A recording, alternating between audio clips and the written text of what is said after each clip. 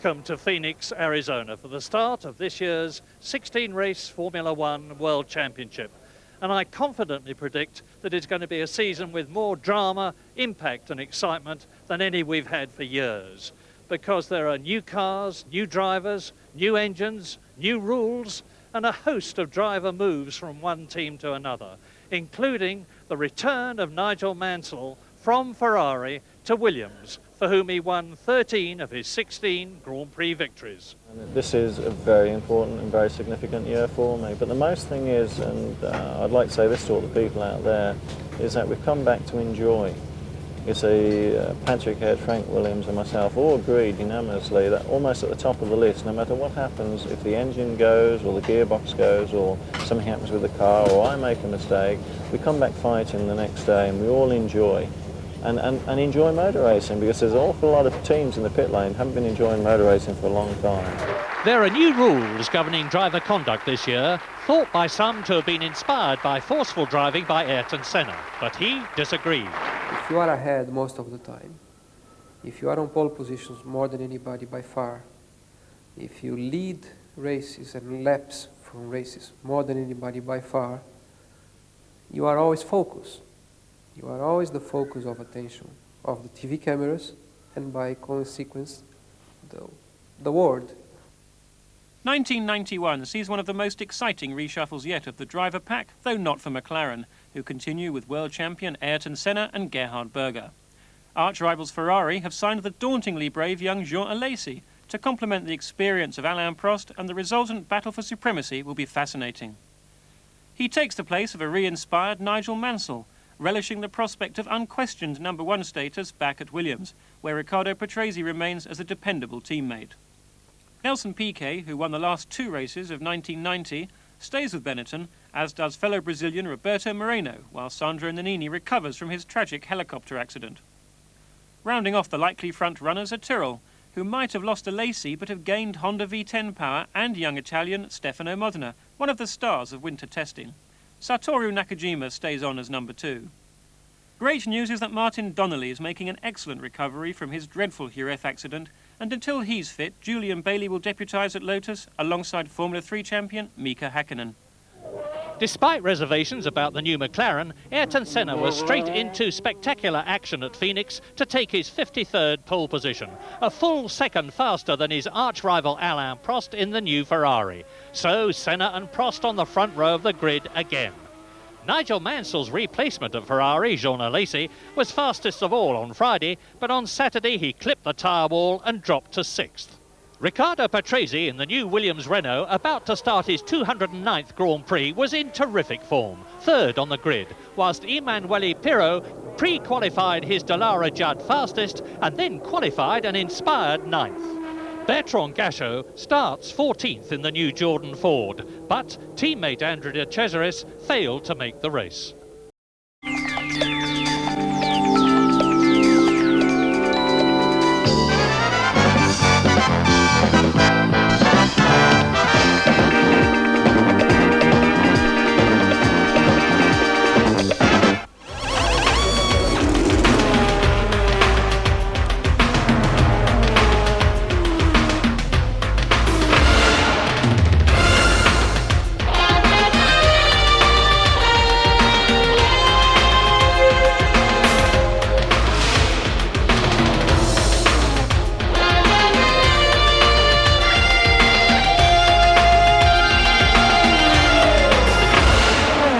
Good evening and welcome to the first race of the 16 Grand Prix that will determine this year's World Driving Championship. Tonight the action comes from the United States, the street circuit of Phoenix in Arizona. Now throughout the off-season many changes have taken place, giving a new look to a number of teams as well as new cars that will face the task of qualifying for the season's races. To take us through all of the changes, and here's our resident champ Alan Jones. Nice to have you back again. Gee, this looks to be a good season. It does, Des, yeah. We've got a few driver changes, some new cars appearing in the field. It's going to be a real interesting one. I think McLaren may have lost the enormous advantage that they looked like having last year. Well, Ferrari was slowly catching up, but I think we're going to see a few other marques now biting on their heels. New car in the shape of a Jordan, it's been called, and a lot of talk about it. It's been pretty impressive in sort of unofficial practice. Yeah, it's a pretty little car. If it goes anywhere near as well as it looks, it'll certainly be very competitive indeed. It's owned by a guy called Eddie Jordan, who was actually Jean Alesi's manager, and Eddie's a real ducker and diver and a wheel and dealer from way back, and he's done very well to put the team together and get the sponsorship that he has. Williams, a new car that looks very similar to the Benetton in some ways. And also Leighton House last year, and that's by no mistake. They've got a guy called Adrian Newey, who's a very clever aerodynamicist. Whilst Patrick Head is a fantastic engineer mechanically, I think he recognised that Adrian is a very good aerodynamicist and has always been able to make a very slippery car. We saw last year that the Leighton House was always one of the quickest cars in a straight line, even though it didn't have one of the most powerful engines. And even in qualifying for today's Grand Prix, we note that the Williams are the quickest cars in a straight line, so he's obviously brought his skills there. The Lotus too have gone back to a traditional green and gold, the colours of course that Jim Clark carried so successfully so many years ago on a white background. Car looks smart, but a lot of people think they're going to struggle. Well, yeah, I mean the car may look smart, but it hasn't got any sponsorship on it, and I guess a very pretty car is one that's full of sponsors. The owner and organiser of the team now is Peter Collins from Sydney, an Aussie. He actually run the Benetton team for a number of years, a real good little operator, and I don't think it'll be too long before those cars are back in a really competitive mode. Engine-wise, Ferrari, a brand new package that I know Prost is very happy with. Yamaha are back in, and Honda, new engines there as well. Yeah, McLaren have got the V12. They've given Tyrrell last year's engine, the V10. In fact, that caused a bit of aggro because Senna was a little bit dubious about whether the V12 was going to be as good as the V10, particularly on the street circuits, and passed a comment that perhaps they should have got the V10s back until they really sorted out the V12s. Tyrrell was a little bit disinclined to give them back and said, no, well, I've done the deal, I'm keeping them. I think Honda will get the V12 going exceptionally well. I mean, Senna's whacked it on pole and by over a second, so that speaks for itself. Ferrari have come up with a really good package. I think, as ever, they're going to be super competitive and they'll go from strength to strength. Alesi, the new driver for Ferrari, well, I think he'll be a bit of an entertainment this year, quite frankly. He's quite fiery and I think he should put up some good drives. A lot of pressure on him at Ferrari. That press can be unforgiving. Oh, they'll slaughter him. I mean, you know, with Ferrari, if you win, it's the car, and if you lose, it's you.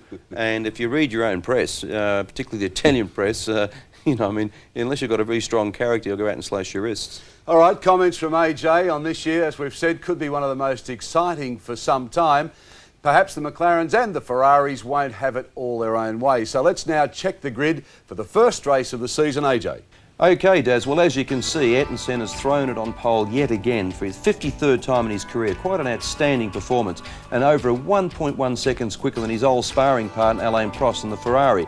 Patresi's out-qualified Nigel Mansell in the Williams, which is a fantastic effort, and PK and Alesi make up the third row. Alesi was actually quickest on the first day, but he hit the wall quite badly, and that's obviously thrown him back a little bit, but certainly he's a charger on these sort of circuits and will be well worth watching as the race progresses. Alan, very quickly, Phoenix is a road circuit, a good circuit?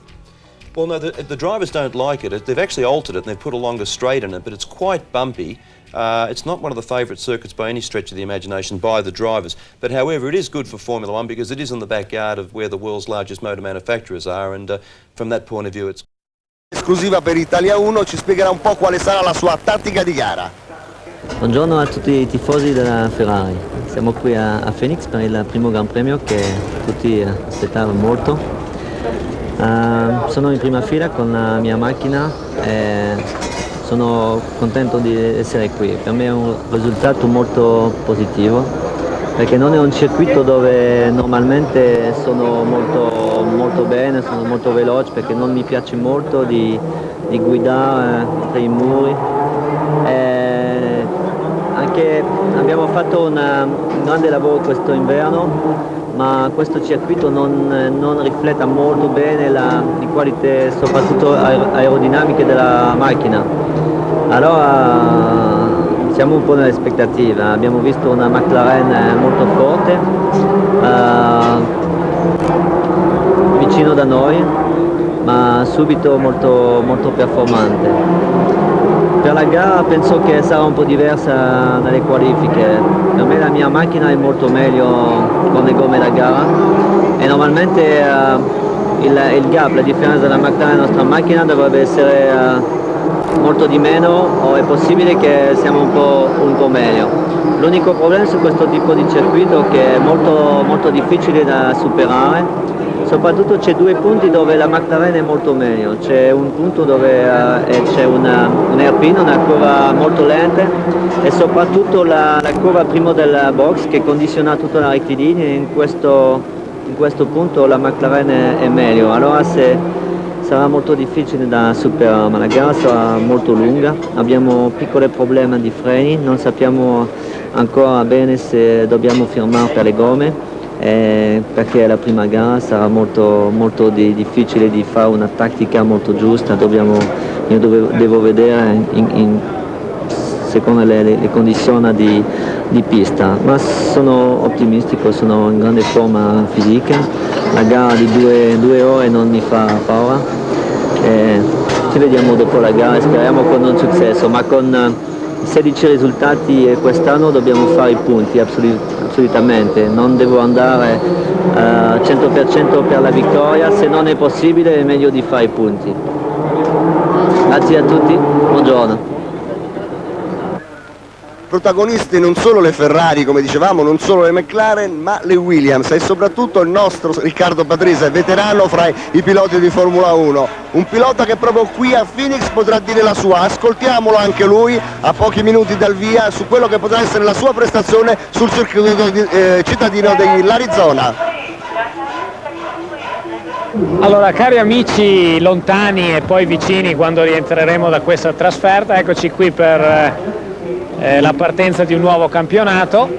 Spero che quest'anno abbiate modo di divertirvi con delle prestazioni esaltanti da parte mia, da parte della Ferrari, da parte un po' di tutti, che ci sia un campionato aperto e così tutti abbiano le proprie soddisfazioni. Per quanto riguarda la nostra partenza, diciamo che qui a Phoenix siamo arrivati con una macchina completamente nuova, pochissimi test, quindi abbiamo dovuto un po' soffrire soprattutto il primo giorno di prove, ma oggi ci presentiamo credo con una macchina in condizioni di fare un'ottima corsa, partendo io terzo e Mansell quarto.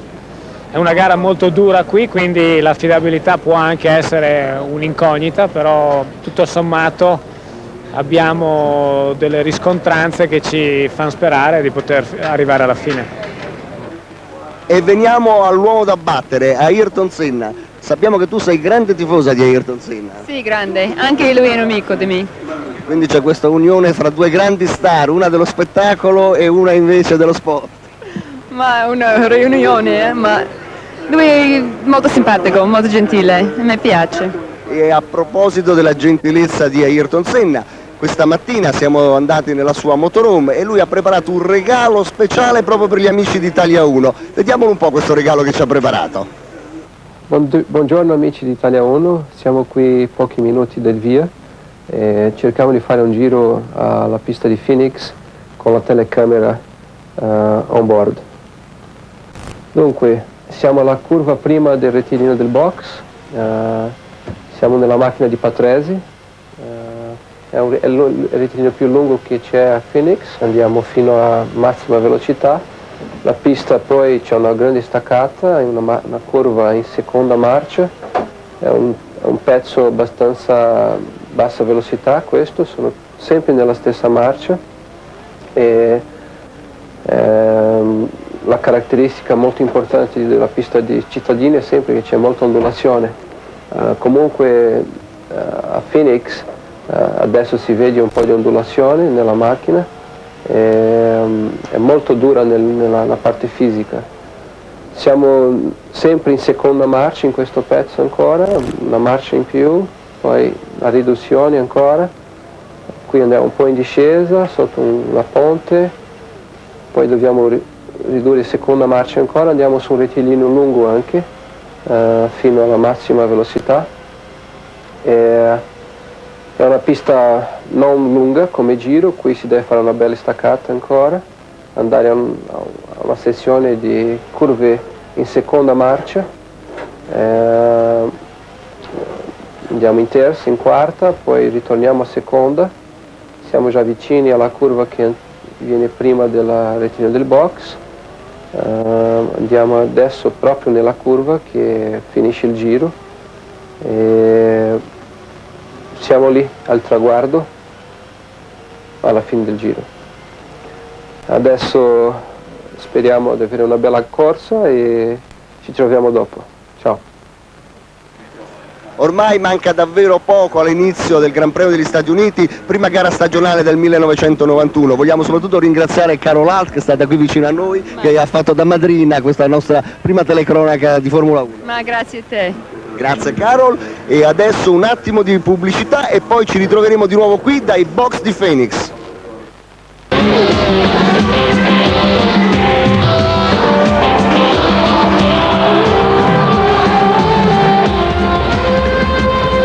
The World Championship Team. Stay with us.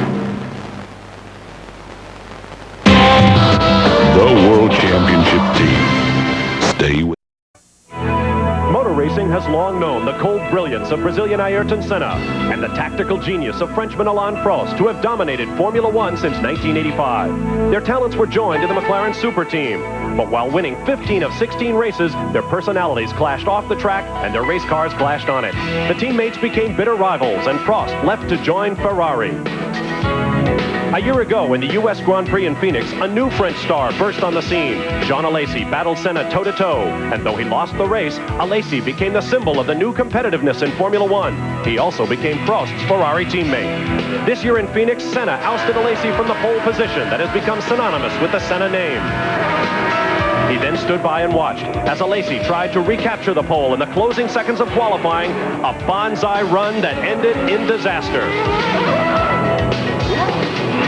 For Senna, a record 53rd career pole. For Alesi, another hard lesson in the reality of the world's premier road racing series. But the pole is just the beginning. Now they will battle for victory.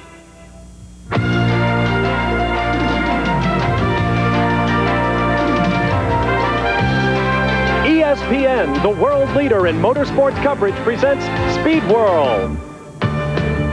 A world engrossed in war just 1 week ago can now turn its attention to the happier stripe of sport. And the eyes of the world are on Phoenix, Arizona, and the opening round of the 1991 Formula One World Championship, the Iceberg United States Grand Prix. Hello once again, everyone. I'm Bob Varsha. Proud to welcome you to Phoenix and an event we've been planning on here at ESPN since, well, this time last year. A week ago, the new stars of Formula One arrived, new cars with new engines, more cylinders, more horsepower, and more mind-blowing speed. Our pictures today will be going out to tens of millions of viewers around the world, and the course they will see here in Phoenix has been streamlined for even better racing action. It has produced the first 100-mile-an-hour lap in average speed in qualifying for today's race, and it should be a great afternoon. With me to call the action once again, ESPN Formula One analyst and former Honda Formula One factory driver, David Hobbs.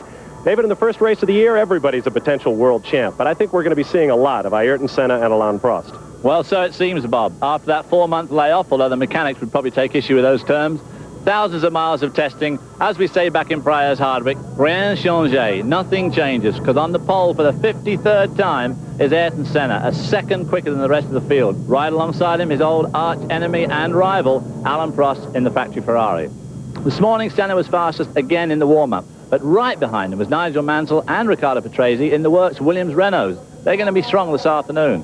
As you said already, lots of new teams, engines, cars, very young drivers, and brand new teams. And with a couple of those down in the pits is Rick de Bruyne. Well, David, there is little doubt that Senna is the star of today, but if you're looking for the stars of tomorrow, you might want to look back here in the 7th row. 22-year-old Mika Hakkinen, qualifying in the Lotus, did a wonderful job this weekend. Last year, he was the Formula 3 British champion. This year, in his first start, he's showing just how well he can do. This is his first start as a driver. As far as a team, it is a first start for the Eddie Jordan team. It's this car back here with Bertrand Gachot at the wheel, 28 years old. He's had a bit of a checkered career, uncompetitive drive. This is his opportunity to show just how well he can do. A steep learning curve for the team, doing extremely well this weekend just to qualify in the 7th row. We mentioned earlier just how fast and powerful Senna is. He's literally changing this sport. And with more on that is my partner here in pit lane, John Bisignano. Rick, you're absolutely right. Over the last few years in Formula One, it's the McLaren team that has been totally dominant. They have been so strong that the officials were actually thinking about giving them a handicap to make things more equal. Well, of course, what really needed to be done was for the other teams to come up to snuff. I can tell you, here in Phoenix in 1991, there are at least 10 cars that are capable of winning a Grand Prix, except for one element. Ayrton Senna. He is the fastest man in Formula One. And what the constructors are now realizing is that they have to build better cars than the McLaren, not just equal cars. Well, if Senna's fastest, then Alain Prost is best. And over the next 2 hours, we'll figure out which one of those two elements means the most when it comes to securing victory. All right, thank you, John, as we look down from the Virgin Atlantic Airways Lightship. Now, here's a look at the street circuit here in Phoenix. We mentioned that the course has been changed, and we'd like to show you exactly how. The red portion to the right of your screen, turns 1 through the backstretch on Washington Street, are the parts that have been modified to make this course faster. There is the change, adding a little bit to the first 2 turns and making faster corners down on the eastern end. We rode along with our pole sitter Ayrton Senna to take a closer look. David? Riding with Ayrton Senna yesterday afternoon on his record-breaking qualifying lap on Jefferson Street, up to about 180 miles an hour. Very bumpy, as you can see from this shot, and extremely bumpy in the braking zone here as he goes down to second gear for turn 1. Now you're running a new part of the race course. They've added sections, a couple of blocks in each of these turns to give the cars a little more room to work. As you can see, him using every inch of the road there. Essential on these street circuits to use all the road you've got. But of course, judgment plays a very important part, as you'll see just right here. Misses the apex a bit there, has to grab the wheel in second gear as he accelerates up to the box, coming onto another new section. Now here's the most important new change. Very tight left-hander, and then up through the box, a couple of very fast corners coming up. A long right-hand sweep. He gets up to 5th, almost immediately goes back to 4th as he clips the apex there on that extremely fast right-hand sweep. Now here's the point where young Jean Alesi clipped that tire wall just on the right of your screen and destroyed his Ferrari. Approaching maximum speed now down Washington Street. This is the fastest part of the course, about 185 miles an hour. Hard on the brakes into that very deceptive right-hander. Can't even pick out that corner along the concrete wall. Slower section here. Now we're getting back towards the pit entrance. 2 more corners, and then the most dangerous series of corners of all. This last right-hander here in second, up to third gear almost straight away. Now here's a double apex. Gets right close to the apex there, and here, and swings wide. Crosses the line, 160 miles an hour, new course record yesterday afternoon. And that course record at just over 102 miles an hour in average speed, touching 170 on the straightaways. We'll be back to line them up in Phoenix.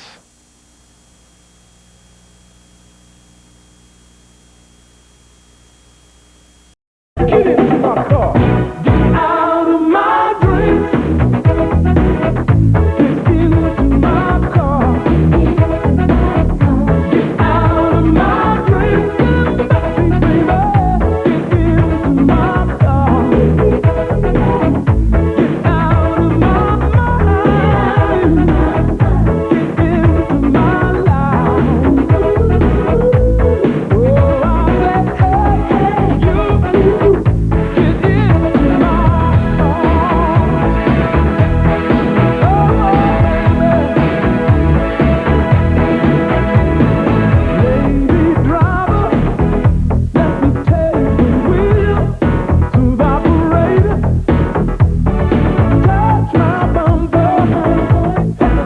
hey,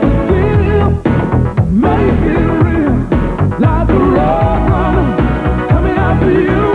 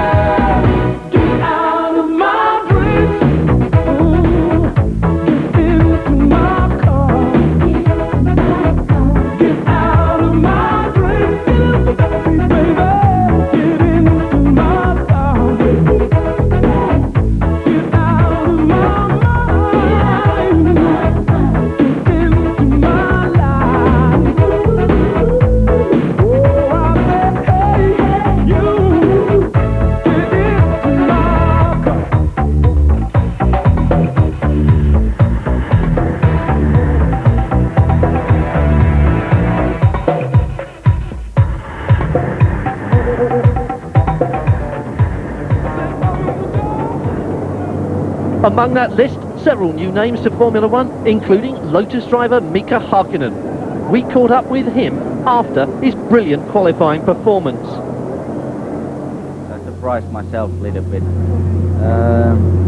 But also, before I went to second qualified, I did really tough concentration before I went out, and it helps a lot. And also, the Team Lotus did excellent job. They worked really hard to make car good, and it was quite nice.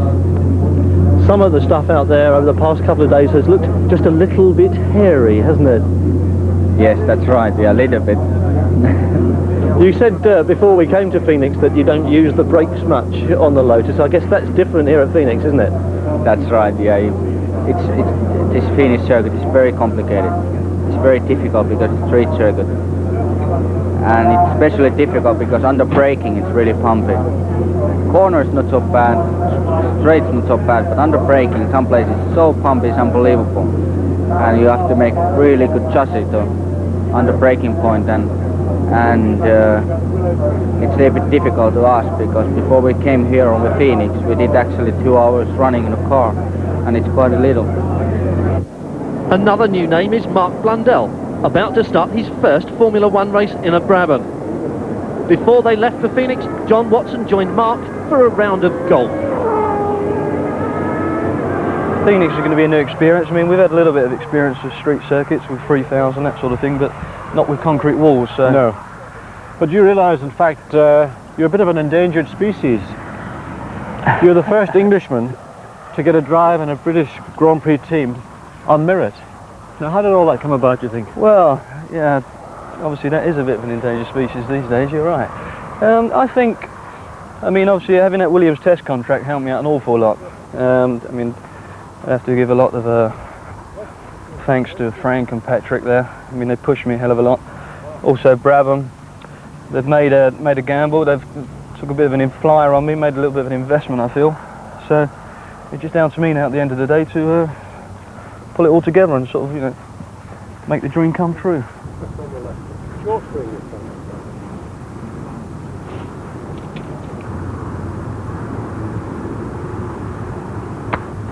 Have you got any basic sort of game plan at this stage, or is it just to try and get the cars through qualifying without any trouble and just take the race as it comes? Take the race as it comes, really. I mean, this car is not our ultimate car for the moment. It's like an interim package, so we know in realistic terms that it's not, you know, ultra competitive. So it's just a case of getting in the race, getting a reasonable race set up, and for me, personally, it's just a finish. And if I can get a few sort of Grand Prix distances under my belt, I'll be happy. Then after that, when the new car comes on board, then look to go and score some points. Well, that looked a pretty competitive drive off the tee here. Let's go and play our second shots and see if we can keep it up. Okay.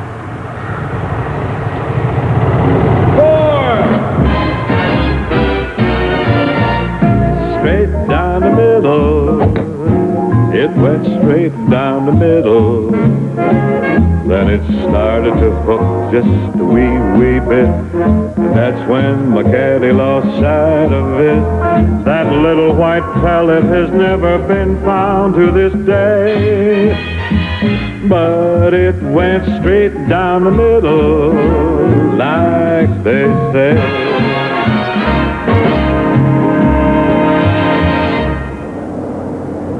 One of the stories on Saturday was the news that Leighton House discovered all three of their cars had been sabotaged overnight. Joint Managing Director Simon Keeble explains what happened. We left about 1:30 this morning, and about 7 o'clock this morning we returned to the pits. Ilmore arrived just before we did, so about 7:15. The mechanics were just finishing off some work on the T car, and they noticed on the front left-hand side wheel that the brake line had actually been cut, and all the material that covers the brake line was all frayed. We looked further and it had actually been cut. The mechanics on Mauricio's car were then doing some work on his car, and we found a cable had been cut on the oil pressure sensor. And then we started looking on Ivan's car, and all the electrical connectors into the injectors had all been snipped off level with the injectors. So we then looked around and there were one or two other bits of damage. Somebody had basically come in, snipped through all the electrical components, snipped through the brake line, and then it just left. It was very unfortunate for the team because it left somewhat unpleasant taste in our mouths, but it wasn't damage that would have been discovered out on the track. We would always have found it before the team had got onto the track, so at least it wasn't too serious from that point of view. One of the strangest stories to emerge in Phoenix. We'll be back here again in a couple of minutes. The race start just minutes away. Well, the clock up and running as Senna goes across the line. At the moment, Alain Prost 122.555 and Senna 122.831. He has a little over 0.3 of a second to find to snatch pole. 300th of a second, I think. Oh, I'll get it right in a minute, 3/10. Senna, I think, the man more capable of that in the last gasp than anybody else. Yes, well, Ayrton Senna, as I say, not literally holding his breath, but almost having to do that. I mean, the amount of effort, concentration, commitment that a man like Senna makes is quite remarkable. And let's just sit back and watch and enjoy this second qualifying run from Ayrton Senna. You see, when he goes through that corner, he doesn't pitch the car. He's not as aggressive as we've seen some of the other competitors. And that's the maturity that you're now seeing, Senna. You know, it all really began last year. These qualifying laps that he's been doing really for the last 5 or so years, but they used to be, I tell you, frightening. I used to hold my breath when I saw him. But now he's evolved that qualifying technique and style to such a level that it really does not look like he's going quickly. But take it from me, he is. And coming round that final corner, out onto the straight now, looking for maximum speed as he goes across the line, 121.434, and that is on the pole lap. That was a superb lap. I mean, it didn't look quick.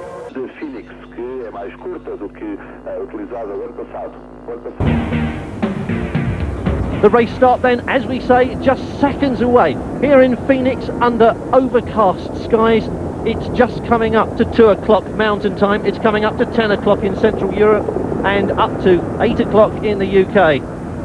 The grid then, Ayrton Senna in pole position, that amazing 121.43 seconds. Alain Prost alongside him, 122, a whole second away. The second row is all Williams. Patrese and Mansell side by side. They too more than a second away from Ayrton Senna's pace. Nelson Piquet on row 3, 123.3 with Jean Alesi, the flying Frenchman, alongside him. Then Gerhard Berger on row 4, the second of the McLaren Hondas, with Roberto Moreno for Benetton beside him. Emanuele Pirro's done a brilliant job in pre-qualifying and qualifying, and his teammate JJ Leto has done exactly the same. They're side by side on row 5. The 6th row sees Stefano Modena sitting alongside Martin Brundle's Brabham Yamaha. Then on row 7, Mika Hakkinen, perhaps the story of qualifying apart from the pole lap, with Bertrand Gachot and the Jordan beside him. Pierluigi Martini with the Ferrari engine Minardi is beside him, and Satoru Nakajima there as well in the Tyrrell Honda. Nicola Larini was the sole Lamborghini to get through pre-qualifying and has qualified for the race and sits beside Ivan Capelli. Eric Bernard for LaRousse is partnering Thierry Boutsen in the Ligier on row 10. The 11th row, Aguri Suzuki with the second of the LaRousse entries, and beside him the sole AGS to get through, Tarquini. Maurizio Gugelmin on row 12, and Leighton House really haven't had a happy time of it so far, with Mark Blundell, who said he was relieved to be there on row 12. The 13th and final row, Michele Alboreto and Gianni Morbidelli side by side, the last of the Minardis, and Alboreto the sole of footwork to get through qualifying. And that's the grid as they form up now, and you can see the traditional confusion on the start line there here in Phoenix. John Watson and I have been in the pits just prior to this, and you can actually feel the tension climbing higher and higher. Yes, Richard, we've seen really an increase in the tension, the pressure throughout the weekend. Friday was a very strange day. We sort of experienced the kind of atmosphere you would have at a normal, regular test. There was no urgency at all. In fact, a lot of the teams really used Friday as a test. Actually, we're looking down right now on the Phoenix racetrack. This is from the Virgin airship that's been flying around all day, and we're probably going to get shots from that Virgin airship throughout the weekend. But back onto the start-finish line, as you see, are just hundreds and hundreds of people, photographers, mechanics, sponsors, assistants, everybody there. The last few minutes, of course, this time for the driver, tension is getting higher and higher. Really, they want to now see that grid cleared, get on their final parade lap. There's a new sign being shown, Richard, by the way. For the first time, there will be a 5-second board. That board will be shown to the pole, the front people, and the guys in the front row, to indicate that within 5 seconds, the red light will be shown. Previously, the people in the front row of a grid have had to sit there for maybe a minute and a half or 2 minutes, not knowing when the grid was actually fully formed. They've now got a 5-second board, so when Roland Brunsenrader shows that board, there will be 5 seconds before the red light comes on. It ought to mean a lot of an easier life for the clutches in the cars, particularly those at the front. Well, the tension, as we say, is definitely building. All the questions must be answered now. All the preparation has been done. Everybody's made their tyre choices, and now really for the drivers and the teams, it's time to bite the bullet. Well, just talking about tyres, we have it on very good authority from Goodyear that all their runners are on the D compound. That's the soft race compound. Of course, street tracks like Phoenix are, generally speaking, easy on tyres. Now, I guarantee you, before this race starts, there's going to be somebody in the pits looking for a change of tyres, but the anticipated race will be D's all the way through. For the Pirelli runners, it's not quite so clear. Pirelli think they might make it. Certainly Martin Brundle was very happy with running on his race tyres all the way through, but some of the Pirelli runners may be making pit stops. Well, we've looked through the teams and the drivers, and there's one name missing from this grid, a man who's been talked about throughout the paddock, and that's Martin Donnelly, currently recuperating from his Spanish accident at Willy Dungel's clinic in Austria. And I took the chance to speak to Martin Donnelly earlier on this morning on the telephone. Well, Martin, we're just a short way away from the beginning of the race. As I'm sure you know, Mika Hakkinen has done wonders during the course of this weekend. Yes. I know that everybody back at Ethel in Norfolk will be watching this on Eurosport. I'm sure you will be as well. Yes, I'll be watching it here in my room on Austria TV, so I just got to watch the pictures and try and pick out what's going on. But as you said, Mika has done a fantastic job for his first Grand Prix, looking in good shape. It's a pity that Julian Bailey had the technical problems that he had. He would have been up there with him also. But it's something the team has to build on for the next race in Sao Paulo and just go from strength to strength. Well, I think they're building a fine platform for you to come back from. I'm surprised that you haven't picked up any Austrian, but maybe you can lip read the commentators. Well, I mean, we're learning a bit day by day. But as I said, main priority is to get back to full fitness and back to good health and join you boys on the racing scene. We'll be waiting for you. Martin, thanks for talking to us. Okay, I'll be the same. Well, as you can see, the grid now beginning to clear, and you can see the outline of this revised, just short of 2.5 mile circuit in Phoenix. It's faster than last year, and that's answered an awful lot of questions. We've seen that reflected in the qualifying times and the warm-up times, John. Yes, the times are on average about 7 to 8 seconds quicker than last year, but more than that, Richard, the circuit is a lot easier, I think, to drive. There's more distance between the corners, although the majority of these corners are still 90-degree right-angle corners. There are slightly longer straights now between the corners. They've taken out a couple of corners. They've increased, for example, here, turn 1 into turn 2. We've almost got 3 times the length of straight between those 2 corners than we had last year. And generally speaking, I think we've now got a pretty good road track, especially considering that in America, the streets of all the cities are on the grid system. They all run north, south, east, west. They've incorporated a reasonably quick 4th-gear corner 3/4 way round the lap. Now that was the corner where Jonah Lacey had his very exciting moment yesterday in qualifying, and it's just on the limit. The drivers say, well, we're not entirely comfortable with it, but it is better than it was last year. But there are, let's face it, a dozen or so corners, and the bulk of them are 2nd gear, aren't they? Yes, it is. It's a low-speed circuit by and large. The corners are low speed. The straights, the quickest car on the straight was something like 165 miles an hour this morning. That's in full tanks. They were just under 170 in qualifying. But of course, the cornering speed in these corners, these low-speed corners, we're talking about 70 miles an hour, 80 miles an hour. Low downforce corners. And that probably, I think, explains why, for example, the Lamborghini, the Modena Lamborghini car, in its first race, Nicola Larini, he got through pre-qualifying and he's now qualified for the race. I would imagine a car like that, which is not, in my mind, a high downforce car like the McLaren or the Ferrari or the Benetton or the Williams or the Jordan, the Tyrrell, it will suffer, let's say, in Interlagos in Brazil in 2 weeks' time. Well, as you can see from the map up on the screen, they're just coming up to this final corner that brings them back onto the start-finish straight, and that one is one of the trickiest corners on the circuit, with what amounts to a double apex, and it has caused one or two drivers a few problems. Yes, indeed, we saw Nigel Mansell on Friday hit his drive shaft, the joint at the end of the drive shaft break just coming into that, and Nigel nearly got pitched into the wall. In fact, he'd gone into that wall earlier on Friday morning for another problem. So it's a corner that's difficult, and it's important to try and find the line, I think, that you're comfortable with, rather than actually what might be the most ideal line. Well, of course, there's another corner to be taken before we get to grips with that one, and that is the first corner, and that one's also likely to cause one or two problems. But here you can see the grid forming up now, and any second now those front drivers will see that 5-second board.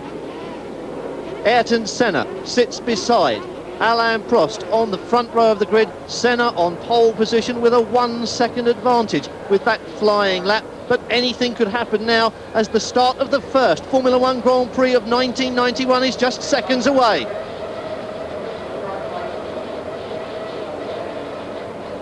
Engine notes building, tension high now. This is the moment of the start, going to red and then to green, and the cars roll away. Dust flying over the start line as they pull away. Senna, as you'd expect, with a brilliant start, but a lot of action going on behind him. Yes, indeed, Senna got a great start. Alain Prost down the inside with the two Williams, Mansell, Patrese, a lazy squeezing in inside of Gerhard Berger. But everybody's got down through the first corner clean, and I'm delighted to say they've had a good start to the first Grand Prix of 1991. Well, Ayrton Senna in the lead from Alain Prost with the two Williams behind him. Then John Alesi, Gerhard Berger, Nelson Piquet and Roberto Moreno. And we really are seeing the form book fulfilled as this race gets underway. And look at the gap Senna's pulled out, but immediately behind him, Prost, Patrese, Mansell. There's all sorts of jockeying going on. And there's in fact Mansell third, Patrese fourth. But behind them in the midfield, everybody using every part of that racetrack. Dust flying. Well, dust was a problem, but it seems to have cleaned up. But look at Senna. This is what he likes to do, is open up that nice, comfortable cushion. I wouldn't have expected to see him being able to do it so rapidly on a street circuit like this. Well, he is absolutely incredible in the early laps of a race. He does make. Look at Alesi coming down the inside of Patrese. Patrese locking up the right front wheel. Alesi's taken fourth place from Patrese. That was a corner for Patrese. We saw Alesi have a couple of moments yesterday in qualifying. He drives his Ferrari. It's reminiscent of how he drove the Tyrrell last year. Totally different cars, totally different characteristics, but John Alesi doesn't mind. He just gets in and gives it death. So Senna, Prost, Patrese, and then Alesi in fourth place. Nigel Mansell behind him, Gerhard Berger, and look at the speed. You say it's 100 miles an hour average around this circuit, but this really does give you an impression of how fast these cars accelerate and how dramatic the action is on a street circuit like this. More action going on as they come to this corner as well. Still Senna in the lead from Prost, Mansell, Alesi, Patrese, and then Gerhard Berger. Well, of course, Ayrton Senna with that second of a lead over Alain Prost. It's not a great deal, but of course he's got a clear route ahead of him. He's not concerned about traffic around him. He's not getting any disturbed air from those other cars. Here we are now, back to Tracy, Gerhard Berger, 5th and 6th places. Well, very fast and furious at the beginning of what is likely to be a full 2-hour race. 82 laps of this, just short of 2.5 mile street circuit, and things getting very frantic in these early stages. Just look at Senna, that gap ever increasing. Now, we've seen Senna do this in the past, in that early lap, when the tyres are not really fully up to working temperature. He does have that ability just to nail the car and pull out that in an instant, 2-3 seconds. After about 5 or 6 laps, I suspect it will all begin to settle down, and we'll see then Alain Prost beginning to eat into that lead Senna has. Well, Senna almost from the front in these early stages can drive this race as if it was a qualifying lap with nothing to do except concentrate on his line and his own performance. Yes, I mean, it's an ideal situation. Senna is capable of doing these blindingly fast laps. He does it in qualifying consistently. He does it in the early laps of a race, but eventually he will have to sort of concede that you can't drive like that for the entire Grand Prix, and he will actually consciously back off momentarily and then just get into a rhythm, and that's the rhythm he will maintain throughout the race. As I said, we're not expecting to see pit stops, certainly not from the McLaren and the Ferrari. Williams is a little bit questionable because last year their car tended to be quite hard on tyres. Now here we are in car with Alain Prost. Alain Prost presently in second place. There you can see Ayrton Senna's car just ahead of him. This is coming back. We're almost back at the end of the third lap. In fact, this is John O'Lazy's car, not Alan Prost's car. O'Lazy currently in fourth spot. We're looking at the rear of Mansell's Williams. Mansell this morning had a problem with this car. This semi-automatic gearbox that they have, similar concept to the Ferrari gearbox, did prove a little bit temperamental. So Williams are not entirely confident about his performance throughout the race, and of course that also affected the amount of running they got with the car here at Phoenix. But Jean Alesi trying to get closer to Nigel Mansell. Mansell almost kissing the wall as he came out of the corner. Well, Nigel Mansell knows a lot about kissing the wall. He had actually done that in qualifying and came close to it when his drive shaft snapped, so he knows how unforgiving this circuit can be. Yes, it is. But this man, Jean Alesi, actually made contact with the wall. He did it yesterday afternoon in qualifying, but it hasn't fazed him at all. All he can see is the back of that Williams gearbox, and he doesn't like that at all. He wants to see the back of his teammate Alan Prost's gearbox. Well, still striking sparks on full tanks. Remember that Phoenix, as a street circuit normally used by everyday motor traffic, including trucks and buses, necessarily very, very bumpy. Most of the cars running with an increased ride height, but still we've seen plenty of spots, even on empty tanks during the qualifying sessions. Yeah, the teams will try and run the car, in fact, as low as they can, because there's a performance gain in running it low. But if the car is literally just bouncing like a stone skimming across the bumps, then it tends to make the car very uncomfortable and unpredictable to drive. But Alesi's progress seems to be slightly halted now. He hasn't kept that momentum he had when he got past Patrese. The gap between Alesi and Mansell probably just around about a second. But of course, sometimes a driver likes to assess a situation. He doesn't necessarily keep charging continuously. He has to think and look and see, where am I stronger than the car ahead of me? Where is he stronger than me? You put those factors together and try and work out the best place to pass. But Nigel Mansell is no easy man to pass, and he's not going to concede third place. That little jumped up Frenchman Jean Alesi. We're looking at Ayrton Senna, who, as we've said before, is really the thinking driver. Alain Prost they call the professor, but Ayrton Senna is a man who computes his way round racetracks. He knows, as we were saying, how to harness energy and use it and balance it. Well, he's in fact got a 3.3 second lead over Alain Prost after 4 laps, so it's just under a second a lap he's been pulling out. Look at Alesi, again we keep talking about this young Frenchman in his first season in Ferrari. In fact, Ferrari confirmed only a few weeks ago that Alesi and Prost had been re-signed for 1992. Such is their faith in Alesi, and in fact I'm sure Ferrari look upon Jean Alesi as being their man of the future. It's done a number of things, that extra year contract. It's taken Alain Prost and Jean Alesi out of the market, and it's also prevented Ayrton Senna, should he choose, or should the situation be available, to leave McLaren and join Ferrari. That's been ruled out as well. Well, Ayrton Senna said of the new McLaren, which has been described as looking suspiciously like a Ferrari 642, they didn't want me to drive a Ferrari, so they built me one instead. Well, the McLaren team have been working extremely hard throughout the season, throughout the off-season. I talked to Ron Dennis this morning, and Ron looked visibly drained and tired. And he said, we're really going to blitz everybody this year. Those are his very words. I said, well, what do you mean, Ron? He said, well, in fact, for Imola, we're going to have 3 brand new cars for Imola. He's already got 3 brand new cars here in Phoenix, so that's the kind of commitment McLaren are making to 1991. They're responding to the challenge from Ferrari, Williams, Benetton. The Tyrrell with the old V10 Honda engine is also going to be a serious challenger. Well, I was talking to Jean Alesi, and he himself knew that this is the first race of a championship when every round counts and there are no points to be dropped. That's the start of the Phoenix Grand Prix. Then join us again in a couple of minutes after this break.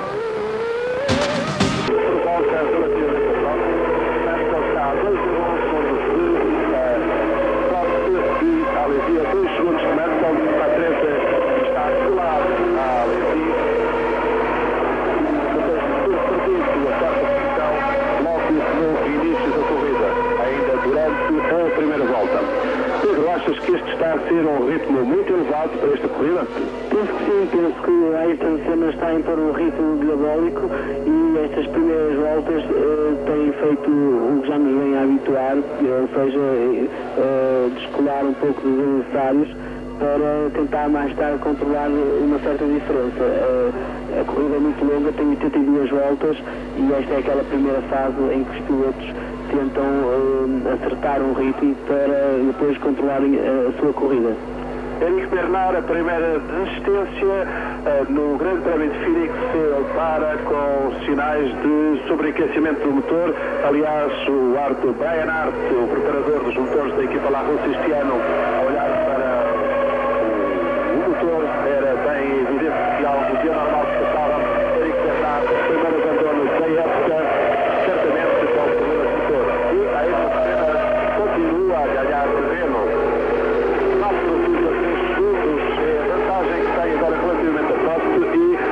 Notou-se agora, nesta travagem do Jean Alesi, que o Ferrari não é um decisor de equilíbrio, tem alguns problemas, sobretudo num circuito como este, que não é muito regular, mas também não é dos piores circuitos de cidade, sem dúvida. Este circuito foi uma surpresa para tudo. Não é muito irregular o piso, é até um bom circuito de cidade, não é? Sim, este circuito avisou-me por ser bastante largo e eu estava mais habituado aos circuitos de cidade, serem circuitos com mais dificuldades que este. O piso é muito irregular em 2 ou 3 zonas, mas tem avenidas muito largas, como se pode ver agora aqui na imagem, e o circuito em si é bastante característico, tem muitas curvas de 90 graus, curvas muito... Arizona, the leaders have completed 6 laps of this race. Ayrton Senna leads from Alain Prost with Nigel Mansell third, Jean Alesi fourth, Riccardo Patrese is fifth, and Gerhard Berger holds 6th place. While you've been away, you've missed the first retirement of this race. Eric Bernard has taken the LaRousse back into the pits, leaking oil badly, and as we agreed, John, that looks suspiciously like a very blown-up engine. It does indeed. It's one of Brown Hart's brand new Hart-developed Ford DFV engines. Brown Hart has made cylinder heads for that engine. It's virtually a totally new engine, in fact. But look at this. John Alesi now under pressure from Riccardo Patrese. Alesi got past Patrese very early on the second lap. Now Patrese's responding. Maybe Alesi's just used those Goodyear tyres a little bit too hard in those early laps. Well, all the Goodyear runners are running on the D's, remember, and Patrese closing in. I was just looking at the back end of that, Roy, and we've got a little spinner here. I can't quite tell who it is. That looks like Hakkinen. Yes, I think it may well be Mika Hakkinen. And that's a terrible blow to this young man in his first Grand Prix after such a brilliant performance during qualifying. And I know that everybody watching Eurosport back at Hethel will be disappointed in that. Yes, it's a straight. He's on the start finish. He's just past the start of the race. I can't quite work out why his car has stopped there, or quite how it came to be stopped there. But something looks like it's locked up rather suddenly. Maybe an engine failure. It could be an engine seize. You can see the black marks just behind. Here we see it now. Look, Mika Hakkinen. Smoke pouring from all 4 tyres. Something went seriously wrong. Something locked up in that car just in front of the Lotus pits. And now, of course, Mika Hakkinen out of the race. His car by the side of the track. That will have to be dragged away. In fact, it has now been taken away safely behind the concrete barriers. But Mika Hakkinen's very, very fine effort in qualifying really has come to nothing. But for everybody at Lotus, the guys that got the car here, the guys back in Hethel, really a tremendous effort indeed from everybody, and a team that really it appeared to be in the brink of going under. It has been rescued, and really, if they can make that car work as well as it's worked in Phoenix, everywhere else, good luck to the team. Well, as we say, a great team effort for Lotus that brought those cars here, and I know they're watching, and I know they're going to be disappointed. Hakkinen surviving that lurid moment very well. We're riding now with Ayrton Senna in the lead, and Senna has already established the fastest lap in this race. He's quite clearly in control, John. Yes, he is, but in fact his lead in Alain Prost has now dropped from 4.4 seconds back to 3.6 seconds. What I suspect is happening is what we said earlier, that Ayrton makes these charges in the very early stages of a race, establishes that lead, then he starts to consolidate, and in fact Alain Prost, who is not traditionally such sort of a greyhound out of the blocks as Ayrton Senna is now beginning to close that gap ever so slightly on Ayrton Senna. But of course, closing that gap on Ayrton Senna is one thing, getting past Ayrton Senna is an entirely different thing. But Senna, really, look how comfortable he is in the car. Everything he is doing with tremendous ease. He's driving just so much within himself that is confidence. That is something that a driver gets through years of experience, but also because the guy is outstanding. We were talking about this, watching him from the cockpit. You can see this enormous economy with which he drives. moves nothing more than it has to be. You don't get any of this arm waving, elbow waving, seesawing that you see with Lacey and with Berger as well in the McLaren. Yes, and well, in fact, just having said that, the gap has now reopened to 4.3 seconds, so maybe there was some traffic somewhere on the circuit that Senna had to slow off, back down for, but now Senna back up to 4.3 seconds. But he's got this fluidity of driving now. He's gone from being what was one time called the enfant terrible of Formula One, just raw speed and raw talent, and is now evolving into an extremely mature and intelligent race car driver. Well, Senna, of course, hoping to beat Fangio's record of Grand Prix wins and world titles. That's his ambition, he says, and it looks as if you say he's matured now. He really does understand his car, the forces at work on it, and the way that he's racing, and beginning to close up already now on the first of the back markers. Yes, well, one of the Brabhams we've also seen, Martin Brundle's car is missing. So we really wonder what's happened to Martin Brundle and his Yamaha engine Brabham. Again, the first race for that engine in the Brabham chassis. Brundle qualified very well indeed. Mark Blundell scraped in the sort of 14th, 13th row of the grid. But Martin Brundle currently missing, so we expect to see Martin maybe Brundle back into the pits. And there indeed. Yes, as we said, Martin has come in, the engine is shut off. They're going to change all 4 tyres. That's a precaution in case the car is repairable. It may not be a major problem. Well, in fact, we've now got Mika Häkkinen rejoining the race. I don't know what happened to Häkkinen. We saw that car stopped. It looked like it had seized its engine, but Häkkinen has been in the pits and he's now rejoined the race. Well, that's an interesting set of circumstances that looked fairly terminal. Martin Brundle, we spoke to in the pits just before the start of the race. He was the one who said he was the oddball on Pirellis. He wasn't planning on stopping, but he wasn't quite sure how it was going to pan out. Maybe he's flat-spotted those or used them up much more quickly than he imagined. Possibility, but I think the problem was a little bit more terminal, and that tyre change was just being carried out in case the car was to go back into the race. But look, here's Jean Alesi now under a great deal of pressure from Riccardo Patrese. Riccardo Patrese is the most experienced man in Grand Prix racing. Over 200 Grand Prix, this is the 209th, I believe, and he still drives like a kid. Well, 10 laps down out of 82, Ayrton Senna leads from Alain Prost. Nigel Mansell is in 3rd place. Jean Alesi 4th and being harried by Patrese now as we watch. And in 6th place, Gerhard Berger, not even in that picture. I didn't see him. No, it's a disappointing race so far for Gerhard Berger. But Patrese now really applying pressure to Jean Alesi. But Alesi really is one of the great late breakers. He breaks when he turns into the corner, and I'm sure his foot's still on the brake when he does so. For Patrese to get past, he's going to have to think it out very well, because Alesi is going to be an extremely tough man to get past. And Patrese, the back end, dropping away from him there as they come out of that tricky corner onto the start-finish straight. This perhaps is where one of the few overtaking opportunities, and Patrese weaving from side to side. There are 2 long straights on this circuit and those nice slow corners at the end of them, and that does make for overtaking. Yes, but Alesi is oh so late in the brakes. Here we see again a long shot of Prost, Mansell, Patrese in a real 4-wheel drift. We don't see that too often all these days in motor racing, but there you saw Patrese coming onto that corner in 3rd gear with his foot right up against the bulkhead. All 650 or 60 horsepower of that Renault B10 engine fighting through the rear wheels. Well, as you say, a nice full-blooded slide. A lot of purists would say that if we got rid of the aerodynamics and we went back to the all-opposite lock and elbows form of motor racing, it would be more exciting. You get the opportunity to see it on a circuit like Phoenix where there isn't enough speed for the aerodynamics to come into effect, and you do get that loose back end. Yes, and it's great to see it too. It does look like the guys are trying. But Patrese, I think, now has decided, well, I've had a go at him once, I've had a go at Alesi, I'm going to have a little rest, just drop back, give myself a chance, catch my breath, and then probably in another lap, 2 laps, we'll see Patrese then close back up to the rear of Alesi's Ferrari. But this man, Gerhard Berger, must be wondering what's going to happen to him this season. He had an awful year by his standards last year at McLaren.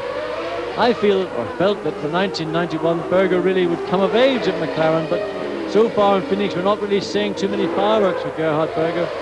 And one maybe begins to wonder if he isn't able to perform at a level parallel to his teammate Ayrton Senna.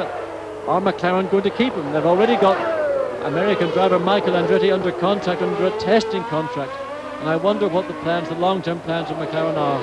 Well, as you were saying in the first 2 days of this meeting, Gerhard Berger tending to overdrive in his attempts, I think, to catch up with Ayrton Senna, and I think that Gerhard Berger must have had a very long talk with himself last night. He seems to be driving much more, as you say, within himself, much more tidily. Yes, but at the same time, it's not only Ayrton Senna he's got to beat.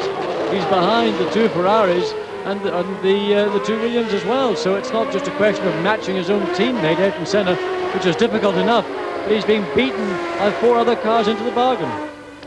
Well, coming up to the end of lap 13, Senna still very much in command at the front of this race, followed by Prost, Mansell, Alesi, Patrese taking a breather. Then it's Gerhard Berger, 7th place now. Nelson Piquet is followed by teammate Moreno, then Stefano Modena, Emanuele Pirro holding 10th place, which is no bad thing from him, and Bertrand Gachot right behind him, also a pleasing position, I think. Yes, it is. Gachot started 14th on the grid. He was 13th in the early laps. We've now got Gachot and the Jordan Ford up to 11th place. Well, good result so far for Bertrand Gachot. This is where we find out the reliability of the Jordan. A question mark hangs over that, and it will be answered at the end of this race. So, this is Phoenix, Arizona, the American Grand Prix. 13 laps old. Join us again in a couple of minutes. Claro que a estreante aqui em Phoenix está comportado de uma forma magnífica. Os técnicos da Honda parece que conseguiram mais uma vez resolver todos os problemas na fase de desenvolvimento e preparação da nova época. O desenvolvimento do motor e preparação da nova época apresenta-se aqui em Phoenix já particularmente tudo de tal forma que se reduzem que Senna ao fim de 13 voltas tenha 6,8 segundos de vantagem. Isto quando Mansell se aproxima bastante de Prost, está apenas a meio segundo de Alan Prost. Portanto, francesa Ferrari, que se encontra na segunda posição, parece não consegue de facto ir atrás de Ayrton Senna e parece estar com problemas para se aguentar ou aguentar o ritmo do Nigel Mansell. Entretanto, o Patrese continua a insistir, fez a melhor volta até este momento, a sua melhor volta até este momento, ganhou meio segundo, já Alesi depois de ter perdido alguma coisa. No entanto, o Ricardo Patrese fez aí algumas voltas já bastante colado à traseira do Ferrari do Alesi. Isso aí provoca sempre grande... Welcome back to Phoenix, the American Grand Prix, lap 14 in progress. Ayrton Senna leads from Alain Prost with Nigel Mansell third and Jean Alesi in 4th place. Eric Bernard has already retired, Mika Hakkinen has been off and rejoined, and Martin Brundle has rejoined from the pits during that break. Well, Richard, I'm looking out of the pits across to the pit lane, and having been told that, well, there's not expected to see any pit stops, virtually every team has now got 4 sets of 4 tyres out in the pit lane. We're only on the 14th lap, coming up to the end of the 14th lap. We're hardly into a quarter distance in the race, and already teams are considering getting their tyres ready. They've got the tyre warmers on, so maybe there's something happening that we're not aware of. Well, before this race we were told that everybody was going to try and make it in one hit. No pit stops were planned or expected, but there's always a question mark on a circuit like this. There's always a question mark in weather like this as well. We did speculate as to whether Ayrton Senna would do one of his favourite little ploys and open up a nice big cushion and then try and sneak in a pit stop, but the entrance to the pits is marked by that very slow chicane. It's a big gamble, isn't it? Yes, there's a lot of time you would be lost coming into the pits, but Senna has currently got a 7.7 second lead over Alain Prost, who's in 2nd place. So Senna's in fact extended his lead. He got it to 4.5, then it stayed there for a time. Now he's extending it again. Prost, 2nd place. Mansell a further 1.5 seconds behind Prost. Then Jean Alesi a further 2.8 seconds behind Mansell, and Riccardo Patrese now right on the gearbox of Jean Alesi's Ferrari. Well, this is Patrese's 3rd attempt at that, and he's had 2, and some of those got fairly hairy, didn't they? Well, Alesi is so late on the brakes. I mean, it's impossible to... I just don't know how he gets away with what he does. He comes up to a corner. Now, Patrese's a late braker anyway, and you could see at the end of the pit straight a number of laps ago that Patrese was well on the brakes before Alesi got anywhere near his brake pedals. Well, looking out of our window, Mika Hakkinen is back in the pits again with the Lotus. He's been in once after a lock-up for a reason we don't really understand, because there was no clear cause for it. He's been out again, he's back in, but we're watching Ayrton Senna, and really no surprise to see this Brazilian, the reigning world champion, controlling this race in the way that he has. He controlled the qualifying from Saturday onwards, he controlled the warm-up, and he went to the start of this race with an enormous psychological advantage, as well as 1 second in qualifying and in warm-up times over his nearest rival. Well, just last night I saw him having dinner, and he was so relaxed, so at ease with himself. He wasn't even out with his team, he was out with some other friends from Brazil and some friends from America. Totally relaxed, very unlike Ayrton Senna. Normally he's very intense, very withdrawn. He wouldn't be out having dinner in a restaurant. He may have something with the team or something in the hotel bedroom, but there he was out completely at ease, and that reflects in the way he's driving. He's now got an 8-second lead over Alan Prost. He is just doing the job he knows so very well to perfection.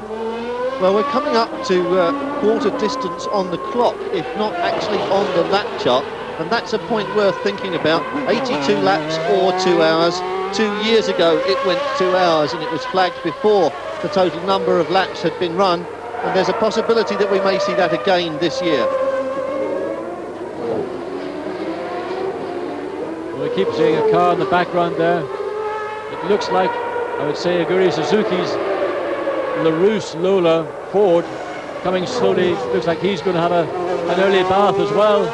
So really a very disappointing race for LaRousse, having had all that aggravation, terrible problems regarding who has got the title to the car, and therefore the points that go with the team. Now we've got a lot more traffic.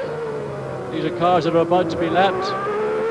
This really then could be Ayrton Senna's moment to extend his lead, because he does use traffic very well, doesn't he? Yeah, he's much more decisive, and you can see there Suzuki with John Alesi right behind him. I suspect Suzuki may well be going into the pits. No, he's not. Something obviously not right with his car, because it wasn't running at a particularly competitive pace, but John Alesi now has got to find his way through these back markers. He's also fairly decisive now. Michele Alboreto coming into the pits with his footwork Porsche.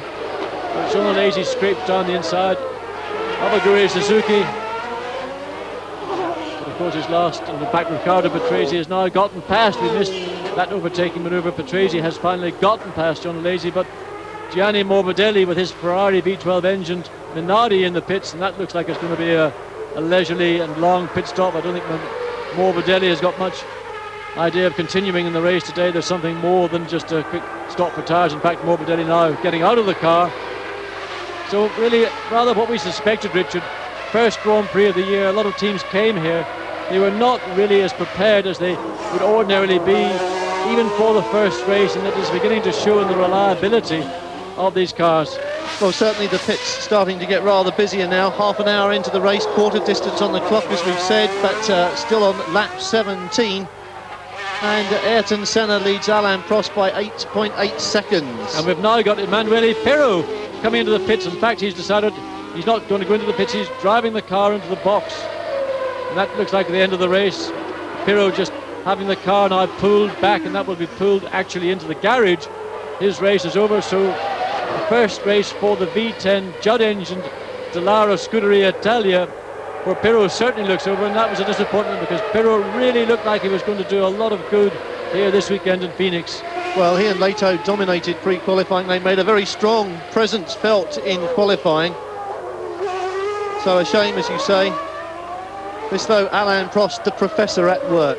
Well, he's going to have to use all his professorial abilities, because he's got two Williams now very much within striking distance.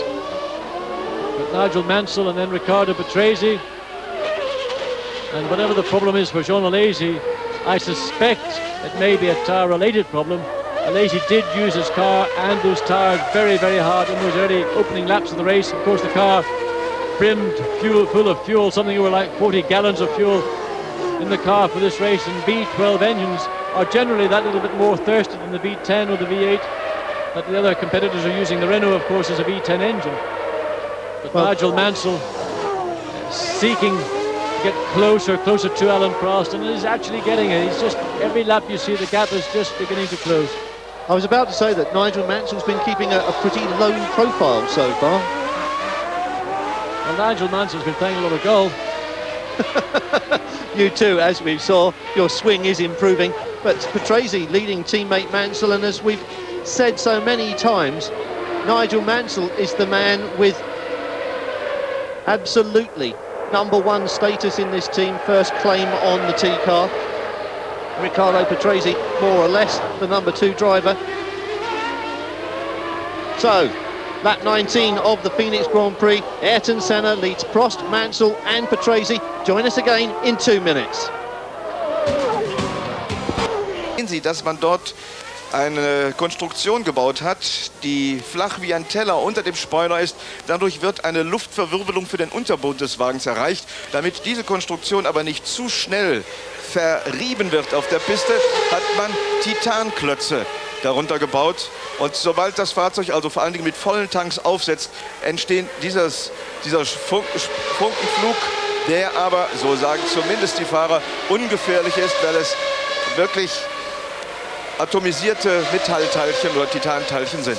Hier kann man es wieder deutlich sehen.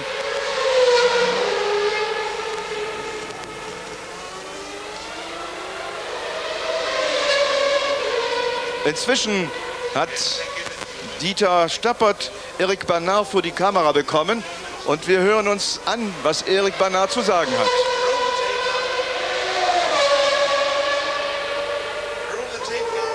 Der erste Ausfall hier im großen Preis von Amerika in Phoenix betrifft den Lola LaRousse-Fahrer Eric Bernard. Was ist geschehen? Eric, what happened to your car? I think it's this to know exactly. We received the car very late, just before this first race, and we learned everything. And probably we broke some oil canalization on the engine or something like that. Man kann es Soweit also das Gespräch mit Eric Bernard. Im Rennen hier hat sich in der Zwischenzeit nichts getan, außer dass Riccardo Patrese immer massiver Angriff fährt gegen Nigel Mansell und gegen Alain Prost.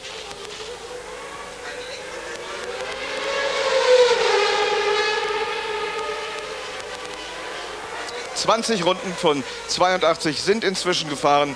Unveränderte Reihenfolge. Senna, Prost, Mansell, Patrese, Alesi, Berger, Piquet, Moreno, Modena, Capelli, Nakajima, Gascho auf Platz 12, dann Martini.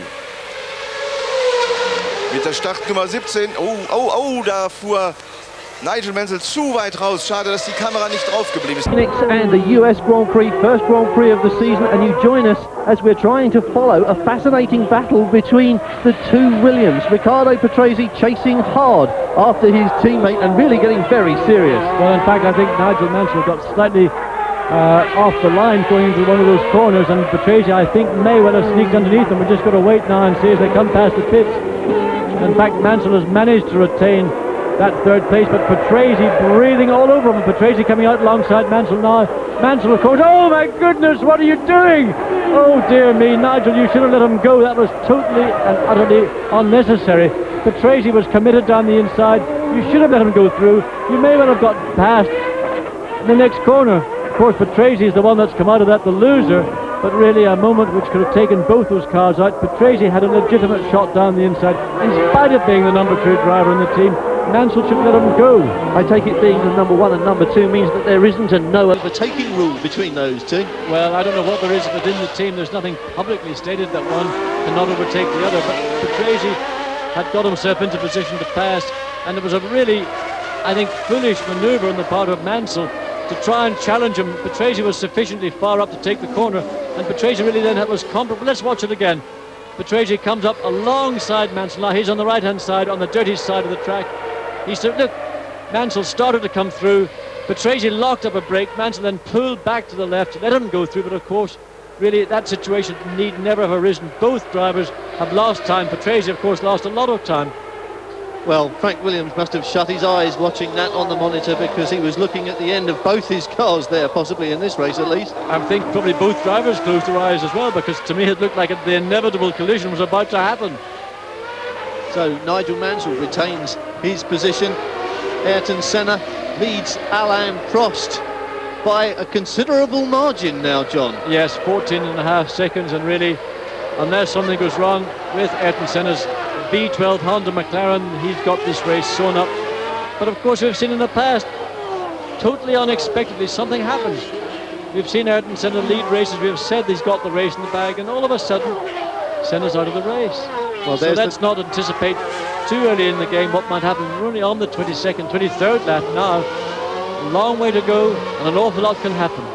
There is the top six, changed, as you can see, by Patrese moment in that mix-up with Mansell. Senna, Prost, Mansell, Lacey now fourth, Berger fifth, and Riccardo Patrese in sixth place. And I think Riccardo Patrese is going to be a very, very unhappy boy. I'm sure he felt that that overtaking manoeuvre was a legitimate overtaking pass. Words in the pits later, perhaps? Well, I think by the time they get back to the pits, all that anger and fire will be dissipated, but it certainly would be a disappointment for Patrese because he was undoubtedly the quickest of those three cars at that particular point in the race. And we're looking at Gerhard Berger now, closing up on a Lacey, I think, by the way he's going. That's Ayrton Senna, chop changed completely, but it looked to me as if Berger was encroaching slightly. Yes, Berger's beginning to slowly catch the monkey. He's going to need a lot more than that. The one thing for Riccardo Patrese we don't know is, did that manoeuvre cause his tyre, that right front that locked, did it get flat spotted? That means that he wear almost literally a hole through the rubber right down to the carcass of that tyre. If it has done, he's going to have terrible vibration from those front wheels. He may ultimately have to make a pit stop, and of course that's even more time lost. Well, as we were saying earlier on, that looks like a possibility which all the teams here are considering in Phoenix. Having said that they're all the Goodyear runners are on Ds, all the Pirelli runners, bar Martin Brundle, I think, were on the same compound. Neither camp expected any of the teams to make a pit stop, and now looking at the pit lane, every team has got a stack of tyres out, and it may well be that Riccardo Patrese will not actually suffer too much if he does have to come into the pits. Well, the pit lane will be relatively free, but of course it is the time that you lose coming into that pit, the time lost changing the tyres and getting back out and getting up to speed. So really, if he had to make a pit stop, I would say his chances of a top six place would be very little indeed, other than if other people suffered unreliability. Well, that's the only question mark that I can see now hanging over Ayrton Senna. Everybody refers to Alain Prost as the professor, but Ayrton Senna really is I was going to say clockwork, but that's outdated. This man is a computer while he's racing, isn't he? He's also a good psychologist, because just before he went out to do that blistering qualifying lap on Saturday afternoon session, Prost had just put himself onto pole position. Ayrton Senna walked quietly over to his car, got in, got his helmet on, drove down the pit lane. He got to the Ferrari pit, stopped, looked across at Prost, stuck one finger up indicating, now I'm going to be in pole position, and then just drove down the pit lane and actually got the car on pole position. Now, just looking at our timing here, we've got Riccardo Patrese, who is in sixth place. He's actually set the fastest lap of the race, so his tyres can't be in such a bad condition after all. Well, Riccardo Patrese then not heading back into the pits and bearing out exactly what you were saying earlier on. He was definitely the fastest of that little group of three, now currently the fastest thing round the streets of Phoenix. In fact, he's almost 2 seconds a lap faster than Ayrton Senna. Senna now backed off to the 129s and Patrese in the low 127s. Well, Ayrton Senna, of course, with that 15-second cushion over second-placed Alain Prost, can afford to take it slowly. He'll be in touch with the pits by radio, though. He knows what's going on behind him. Patrese's got a long way to go before he becomes a threat to Ayrton Senna. The only person he needs to worry about at the moment is Alain Prost, and he'll know exactly what Prost is doing because he'll hear it through his radio. And if Prost speeds up, you can see that Ayrton Senna will speed up as well. He's done that plenty of time.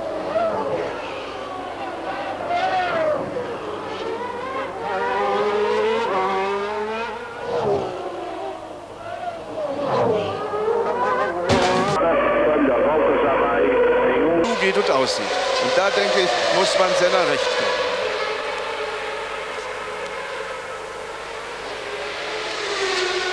Weitere Überrundungen stehen an. Die beiden Bremen werden gerade überrundet. Martin Brundle doch wieder im Rennen mit der Nummer 8.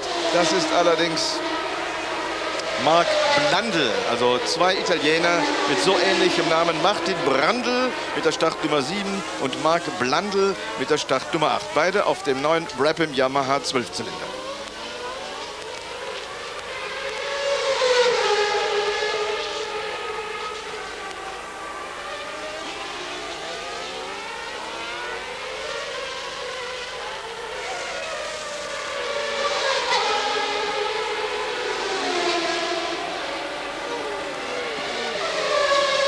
Gerhard Berger und direkt hinter ihm Riccardo Patrese. Blundell macht Platz. Das wird hart werden, was wir jetzt da sehen. Ferrari gegen McLaren. Alesi gegen Berger. Dahinter Patrese. Also die Reifen scheinen tatsächlich diesen Dreher ausgehalten zu haben. 16 Fahrzeuge sind noch in einer Runde. Alle anderen, also 10 Fahrzeuge, bereits überrundet bzw. mit technischem Defekt an der Box. Back to Phoenix and the US Grand Prix. We're on lap 27. Ayrton Senna leads Alain Prost by a margin now of 18 seconds. Nigel Mansell is third, Jean Alesi fourth, Gerhard Berger fifth, and Riccardo Patrese. We've already lost Eric Bernard, Michele Alboreto, Gianni Morbidelli, Emanuele Pirro. And I think also Mika Hakkinen now out for good, so the race beginning to take its toll, and also just in that middle order, 3, 4, 5 and 6 beginning to hot up somewhat, John. Yes, all the action is happening right here with Alesi, Berger, Riccardo Patrese. Patrese, you remember, was the man that lost out in that duel, that shootout into the first corner with Nigel Mansell. But Patrese is the fastest man on the track, but now he's got up behind Berger and Alesi. He's lost his momentum, so he's now lapping at the same speed that these two cars ahead of him are. And that for a driver is always very disappointing, but also you lose that momentum, you have to find a way to get back up to speed. And really, for Patrese at this point, he would be better off not trying to shadow Berger's McLaren literally right up his gearbox, just to ease back and then make another charge at the point of the track where he knows he's got a chance to pass. Try and catch Berger unawares. You're not going to get past him by running right up his gearbox. Berger will counter any move that Patrese might make. So it's strategy that's going to count for position here right now. How much do the aerodynamics make a difference here on these? They are short straights, aren't they? There's not so much of a toe there. There isn't really a big advantage of being tucked up under that back wing, is there? No, it's all about acceleration down these straights. The cars are not really reaching their ultimate terminal velocity, but of course it's important to get out of the corner, to be able to get on the power through the corner and accelerate out of the corner. That's where you gain the benefit, especially on these type of street tracks. But Patrese has now lost that momentum. The momentum that carried him up very quickly to Berger and Alesi, that is gone. He's now dropped by maybe 3 seconds a lap of what he was capable of doing on his own. If he could get past these two cars, he could probably get back up to that speed and draw himself up towards his old teammate Nigel Mansell, the man that ultimately was involved in that sort of little fracas at the end of the pit straight. Well, looking at this situation at the moment, Gerhard Berger has obviously seen Riccardo Patrese coming, wants to get out of his way, and it looks now more like Gerhard Berger sizing up Alesi than Patrese looking for a way round Gerhard Berger. Well, I think Patrese is just weighing up that situation. He's going to look around the track and see where he feels his advantages are strongest, where is Berger weakest, and if he can marry those two ploys together, then he will have a chance to get by. But of course, having lost something like 2.5 to 3 seconds a lap on his potential, it's frustrating. It really is. When you get stuck in some situations like this, you've got to retain a very, very cool head. You've got to think very, very clearly indeed about what you want to do and where do you think you can do it. Patrese then following Gerhard Berger and watching him very carefully to see where his opportunities lie. Berger doing the same, looking for his way round Jean Alesi. At the front, Ayrton Senna with a slightly smaller margin over Alain Prost, 17.5 seconds. Mansell third, 1.5 seconds behind Prost. And then there's a 4-second gap back to this little fight, Alesi, Berger and Riccardo Patrese. And these three separated, well, they put half-second times up on the computer, but quite frankly, a cat's whisker between them. Yes, indeed. In 7th and 8th place, we've got the two Benetton Fords. Look at that, Gerhard Berger having a little sniff at Jean Alesi, but that is not the part of the track to try and pass Jean Alesi because he just shuts the door.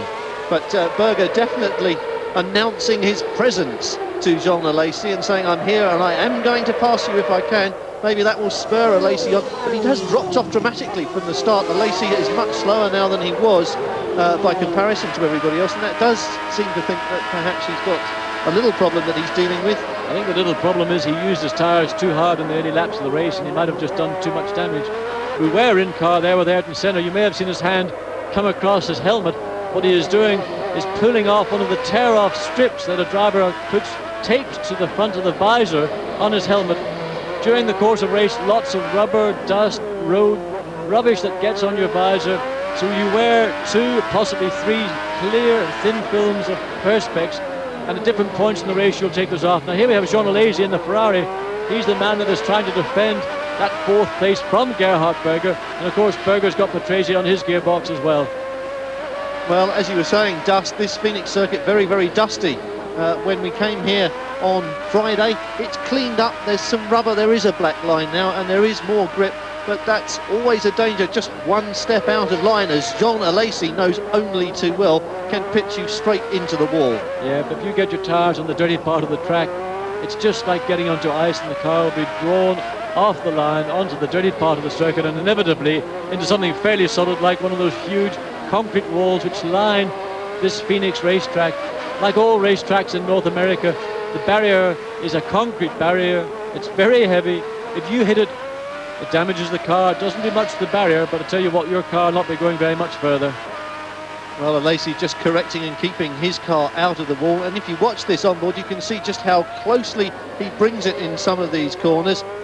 Some of the spectators we were talking to, the Americans, who are actually amazed by how quickly these cars accelerate. And I think this new circuit has done that for the sport in North America. The people that we've spoken to here in Phoenix are absolutely astounded by how quickly they build up speed and how finely they drive, how close they come to those concrete barriers.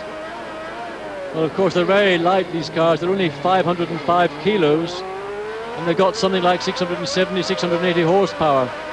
So the power-to-weight ratio is pretty impressive. Nothing like, of course, as good as that of the turbo cars we saw years ago. Now here we have, is he going to make it or not? Oh, Riccardo Patrese just scratches through. Gerhard Berger now down in 6th place. Jean Alesi in 4th place. Riccardo Patrese 5th. And that has opened up that little battle. In fact, we've seemed to have lost Gerhard Berger. Well, there are the positions. Senna in a world of his own. Prost, Mansell, Alesi, Patrese, I think now building up to that rhythm you were talking about. He's got a bit of air between himself and Alesi. He's got something like 2 seconds to make up where he has been sitting on Gerhard Berger's tail. That may allow him to develop the rhythm that you were talking about and to come up with that rush of speed. Yes, in fact, I would think that Patrese, you can almost see visually. Now, there was an oil flag on that corner. That was that yellow and red bar flag that you saw. Now, somebody may have dropped oil, or there may be something in the circuit that the marshals, the corner workers, are wanting to indicate to the drivers, so we have to keep an eye on that particular corner. But this man, now that he's got past Berger, will have a chance to close up to Jean Alesi, and I would imagine by the end of this lap they're about to begin, we will see that Riccardo Patrese has closed up to within striking distance of Jean Alesi in that B12, that howling B12 Ferrari.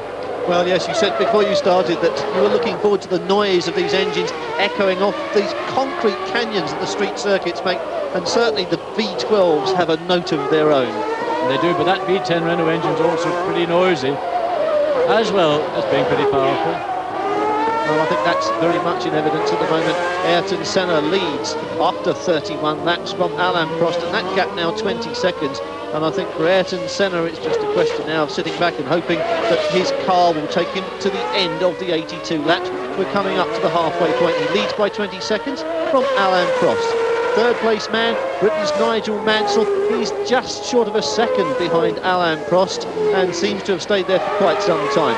Jean Alesi, 4 seconds behind Mansell, must now be checking his mirrors, looking for signs of Riccardo Patrese, because in 5th place, Riccardo Patrese is back on song and heading towards the front, and I should think anxious to rejoin that battle with Nigel Mansell. 6th place then, Gerhard Berger, who's had a pretty quiet race so far. That's the situation in Phoenix at the moment. Join us after the break, 2 minutes from now.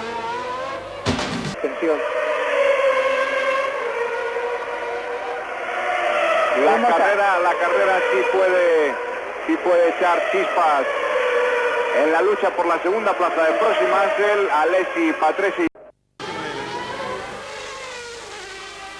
Soweit also Gigi Leto und Emmanuel Pirot nach ihrem Ausfall.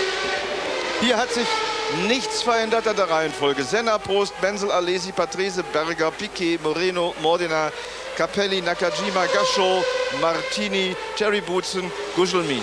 Diese 15 sind noch in einer Runde. Dann kommen Larini, Blandl, Suzuki, Tacchini, Alboreto, 3 Runden zurück. Häkkinen 3 Runden zurück. Und Martin Brandl 5 Runden zurück.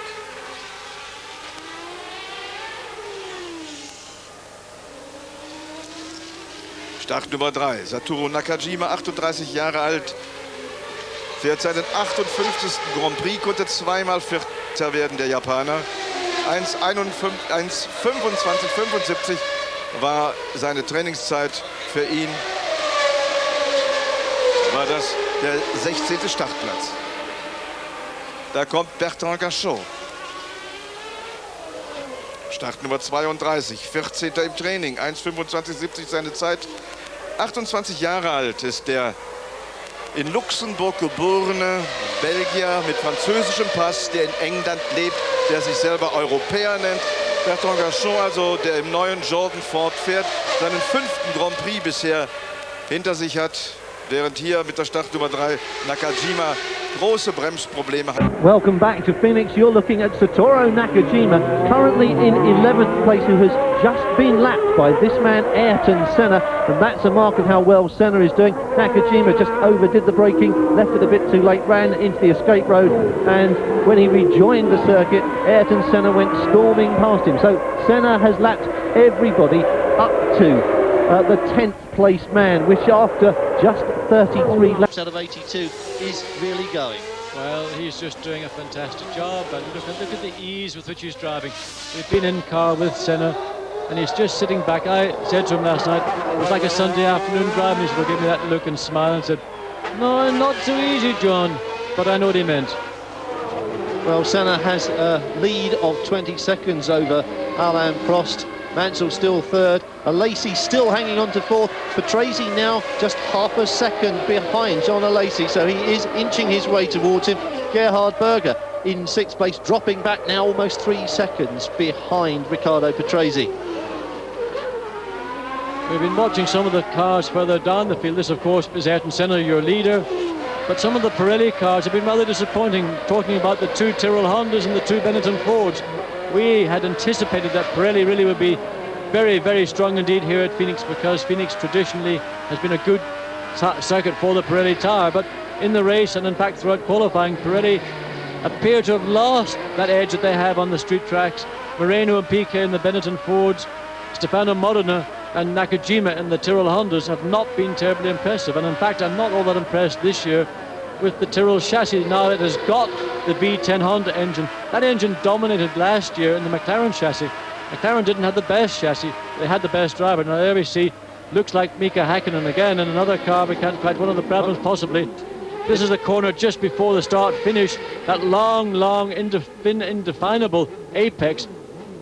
Something's happened, the 2 cars maybe have touched Häkkinen, well, they're trying to get his car back into the race, trying to get him push started. Well, he's got it going here, we see Häkkinen coming in. Okay, there was a spinner there, looks like Mark Blundell. Häkkinen pirouetted in sympathy. I would give that 8 out of 10, I think. That was a rather nice little manoeuvre. In fact, that was a handbrake turn. Extremely good indeed. Mark Blundell out of the race. His Brabham Yamaha had a problem. I assume he spun coming into that corner. Lost the engine, and that's it for Mark Blundell. His first Grand Prix here in Phoenix. Not the most memorable, but it's part of the learning curve any young driver has to go through. Well, Blundell out of it, and Häkkinen, as you say, a good 8 out of 10 for star quality on that spin. Caught it. We've seen him do that quite a lot, actually, during the past couple of days in qualifying. Häkkinen still in the race, and that is encouraging for Lotus. I think the finish here in Phoenix will be the encouragement they need.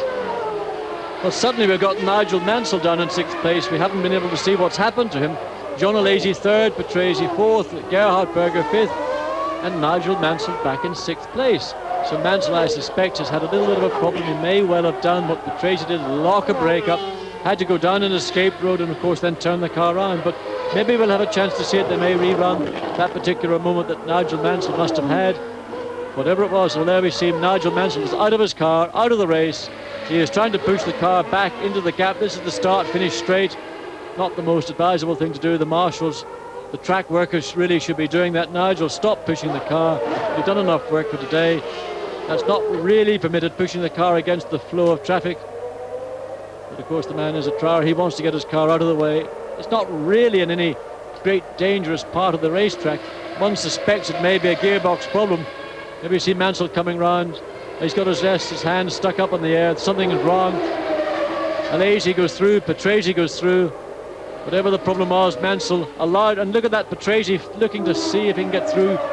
This time Jean Alesi, but Alesi having none of it, shutting the door. Look at that, after even 36 laps, Mansell still has the strength to drag that car back to the safety behind the walls. Disappointment for Nigel. Remember, this year every race counts for the championship outcome, so he will be disappointed not to pick up something in the top 6. Anything in the top 6 is a bonus. These 2 races here in Phoenix and then 2 weeks' time in Brazil are really races that are almost outside of what drivers consider to be the championship. These are the bonus races. Anything you gain here is a big bonus for the rest of the year. Well, Senna still the leader. Prost in 2nd place, Alesi 3rd, Patrese 4th, Gerhard Berger 5th, and in 6th place now Nelson Piquet with Roberto Moreno, his teammate, behind him in 7th place. 36 laps completed there. Nigel Mansell walking back to the pits. We're assuming a mechanical problem. There are those who may say, well, after that little moment with Riccardo Patrese, poetic justice has been done, although I think it's a little on the harsh side. I think that is a bit harsh, Richard. Oh, and Gerhard Berger's McLaren has stopped. We don't know what the reason for that is, whether that's where he's spun. In fact, on Friday he had a very spectacular spin in Friday qualifying, but that looks like the end of Gerhard Berger's day, and really a very, I have to say, unconvincing performance from Gerhard Berger really throughout the weekend. Still uncomfortable in the cockpit of that car, but that changes the top 6 because that will elevate Piquet and Moreno. So Berger climbing from the car, and there you can see it now in the point scoring bracket. Ayrton Senna leads from Alain Prost, Alesi 3rd, Patrese 4th, and now the 2 Benettons up into 5th and 6th place. Yes, and Gerhard Berger hand raised indicating he's about to pull off, and that is a mechanical problem, whether it's in the drivetrain, the gearbox, the drive shafts, but I suspect it's something more mechanical, more probably fundamental. Engine Gerhard standing there really wondering, what have I got to do to get some success from this, the most successful team currently in Grand Prix racing, McLaren Honda. Well, perhaps Gerhard Berger's problem is what slowed him down. Maybe he's been fighting that since the start of this race, and maybe that explains that somewhat, as you say, lackluster performance. Maybe just a quick glimpse of Nigel Mansell walking back to the Williams pits and not really looking very happy at all. I think the problem probably lay in the gearbox. They've had a problem with this gearbox throughout the weekend. They really haven't had the amount of time with the car on the racetrack that they would have liked. The car looks very encouraging. Indeed, the performance, I think, is a vast improvement over what we saw in the second part of last year, but nonetheless, Mansell now out of the race. Well, this man very much in it. You're looking at race leader Ayrton Senna in front of Alain Prost, and Nigel Mansell, who was 3rd, now out of it. Join us again for more drama in Phoenix in a couple of minutes.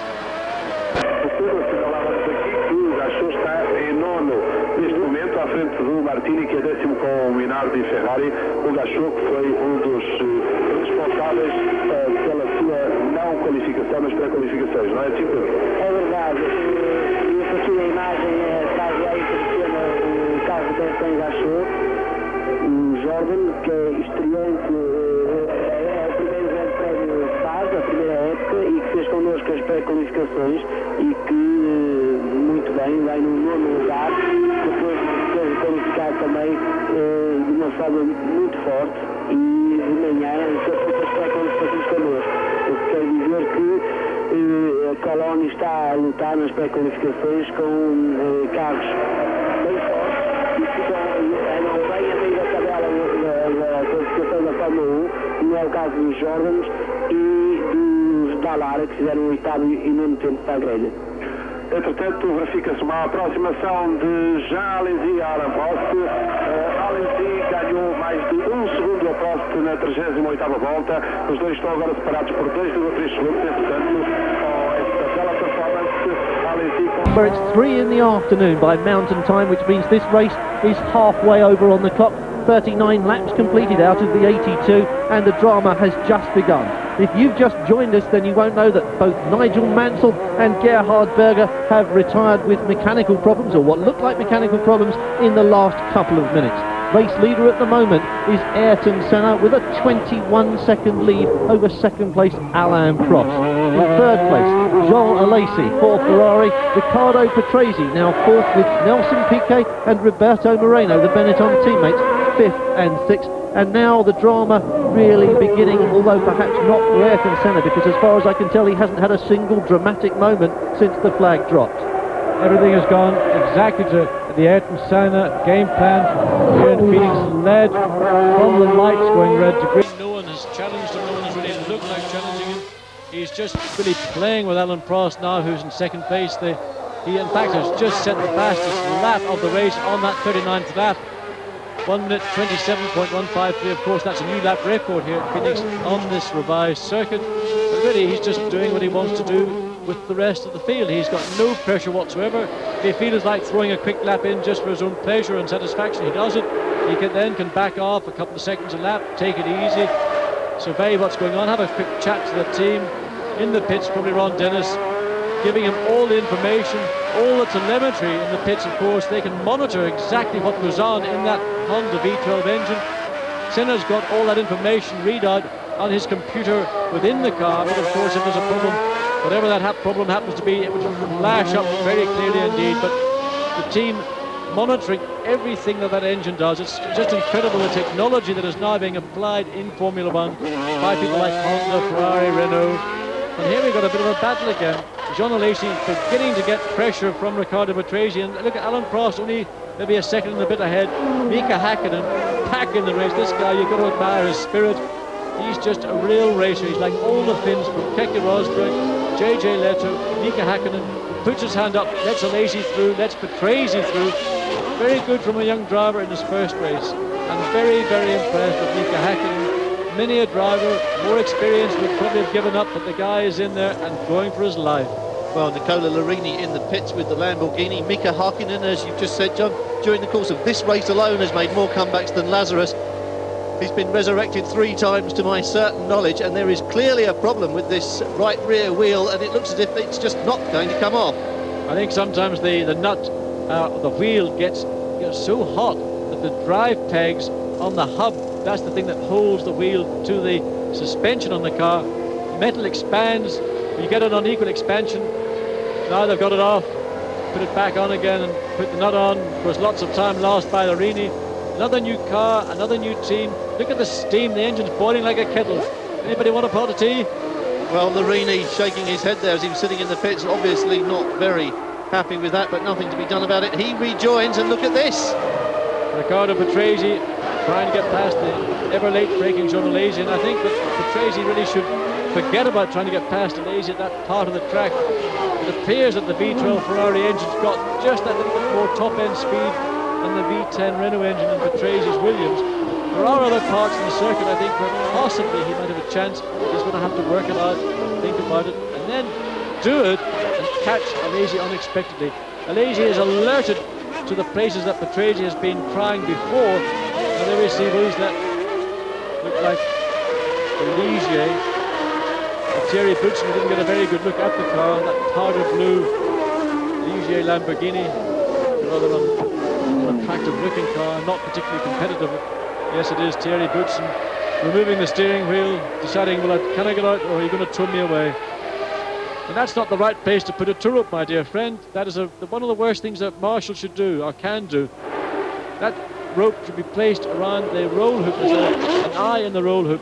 By placing that tow rope there, put strains and stresses on the suspension of the car. Normally, it doesn't really matter, the car is going to be out of the race anyway, but sometimes you see Marshall's track workers doing that, and that has led occasionally to retirement. Ivan Capelli in the pits, he's come in for a cup of tea by the amount of smoke and steam coming from the back of that Ilmor V10 engine.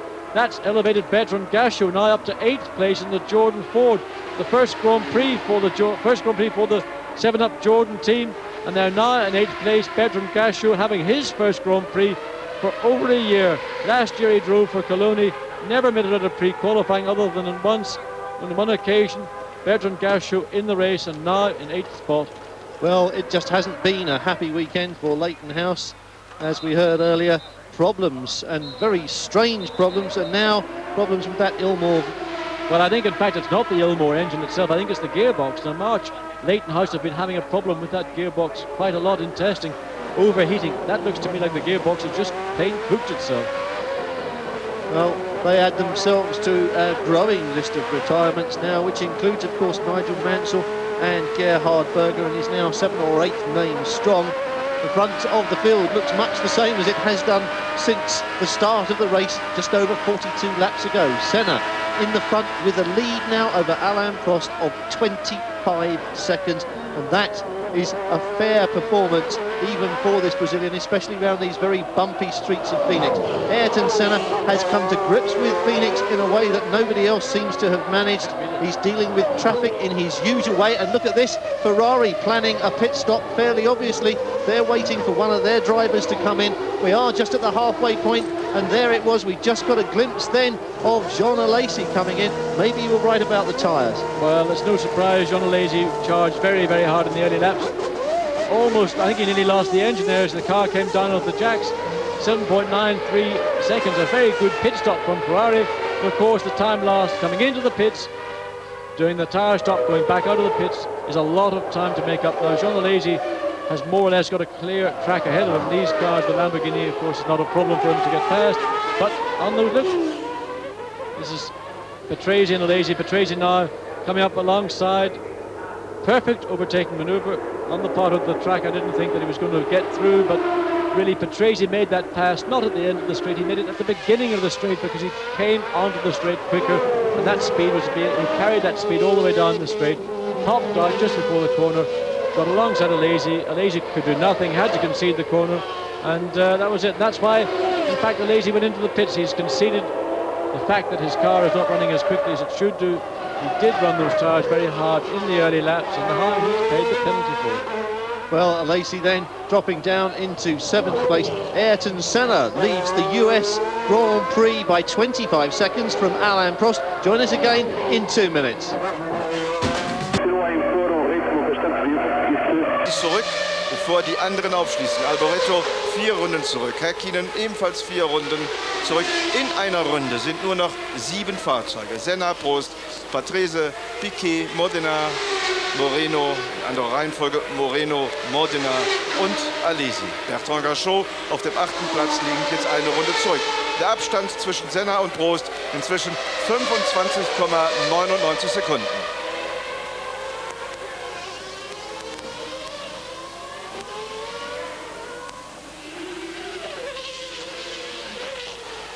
Inzwischen kämpft sich der Dieter Stappert an den Boxen vor, um an Nigel Mansell heranzukommen, um mit ihm zu sprechen. Und ich hoffe, dass es ihm gelingt. Inzwischen 27 Sekunden der Abstand. Von Runde zu Runde wird der Abstand größer. In der 43. Runde waren es noch 25,99 und jetzt in der 44. Runde bereits 27 Sekunden, also mehr als eine Sekunde macht der Brasilianer auf den Franzosen gut.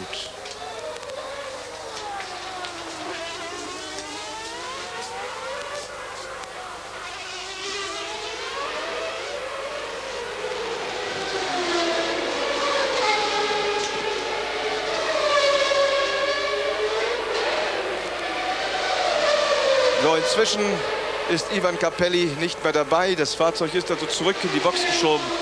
Wie vermutet war der Schaden, den wir sehen konnten, doch so erheblich. Welcome back to Phoenix, the US Grand Prix. 45 laps completed. The leaders now on their 46th out of 82 laps. Riccardo Patrese having persuaded Jean Alesi that it was his overtaking manoeuvre that drove him into the pits. He's now sitting on the tail of Alain Prost. Prost in second place is 27 seconds, now 29 seconds behind Ayrton Senna, and quite clearly Prost losing ground as well, and it's quite possible that Prost has problems with his tyres too. Well, we're looking at the Ferrari pits. They're preparing a new set of tyres for Alain Prost's Ferrari, and the problem with Jean Alesi really was that he was wearing out his rear tyres.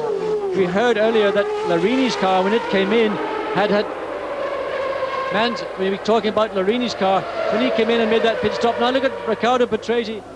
No, he wasn't able to do to Prost what he did to Alesi. The problem with the tyres was that Larini's car came into the pits. The Goodyear engineers realised that the rear tyres were wearing much more quickly than they had predicted. Tyre wear was, well, we don't need a tyre stop. Alesi had used his tyres very hard, and it was the rear tyres on Alesi's car that was the problem. But look at Alan Prost. He's coming in. Prost now into the pits. Riccardo Patrese into second place. Now Patrese will, I'm sure, try and stay out. He's probably got not a great opportunity to catch Ayrton Senna, but he can consolidate. Let's just see how quick Alan Prost can get those new tyres on. That right rear is a problem. It's not coming off. Time lost. And Prost sitting there, well, how disappointing. That's one of the penalties of having to make a pit stop. Almost 16 seconds plus the time lost coming in and going out. Alan Prost's chances now of regaining his second place, I think, must be greatly reduced. Look on the left-hand side of the track as we look at it, and on the right-hand side you'll see like little black speckles. That is rubber. That is the rubber that is coming off those rear tyres, and that is why people are now beginning to make pit stops to change 4 tyres. They don't just change the 2 rears, they change all 4. Michele Alboreto, in his footwork course, has decided to call it a day. Whatever his problems are, there are effectively terminal, and really a very disappointing race for the V12 Porsche engine in its debut here in Phoenix. Well, Alboreto really cruised that final lap, and now you see the top 6 as it stands. Ayrton Senna, a commanding lead at the front, but there's nothing now but back markers between him and Riccardo Patrese, and it's Patrese who has been on the charge all the way through. He's dispensed with Prost and Alesi, and now will attempt to close the gap on Ayrton Senna. Well, we're looking down on the track from the Virgin Airship, and this is the section of the circuit just before we come into the pits, and that man Ayrton Senna, I believe, is about to come into the pits. Let's have a look and see at the end of this lap, will he actually decide to come in and change tyres? He's got 31 seconds of a lead over Riccardo Patrese. Now that 31 seconds will be absorbed coming into the pits, changing tyres and going back out, and of course there's always the risk that you might have a problem with one of those tyres, one of those wheels. We've seen McLaren in the past last year have a problem, wheel nuts, wheels sticking, and of course it's always a gamble, always a risk. But the McLaren team have been practicing wheel stops throughout the weekend. Unfortunately, they have to do it with the car when it is relatively cold. This car has been running for 47 laps. Everything is absolutely red hot. That doesn't include the onboard camera, which didn't look too hot to me. Alesi has just recorded the fastest lap on fresh tyres, so you know he's making his move. Yes, well, that's not unexpected. But Alan Prost now behind is it Stefano Modena? Yes, Ayrton Senna is in the pits, and he's got the tyres on, and he's about to go out of the pits. Oh, he missed a gear going past. Oh, and he's missed it again. Or else what he's doing is just hitting the thing, the engine's going right onto the limiter, and it just cuts out. Anyway, I think Ayrton Senna has managed to get in and get out and not lose his lead. If that is the case, then this man who virtually got the race in the bag. We speculated about this right at the beginning of this race, whether Senna was planning to open up that cushion and take that gamble. He's taken it. If he's in front of Riccardo Patrese, and he is, then it's paid off. Ayrton Senna, after that pit stop for tyres, still has a lead of 17 seconds over Riccardo Patrese. Patrese hasn't changed tyres, and he had that moment with Nigel Mansell, and his tyres could well have a fairly serious question mark hanging over them.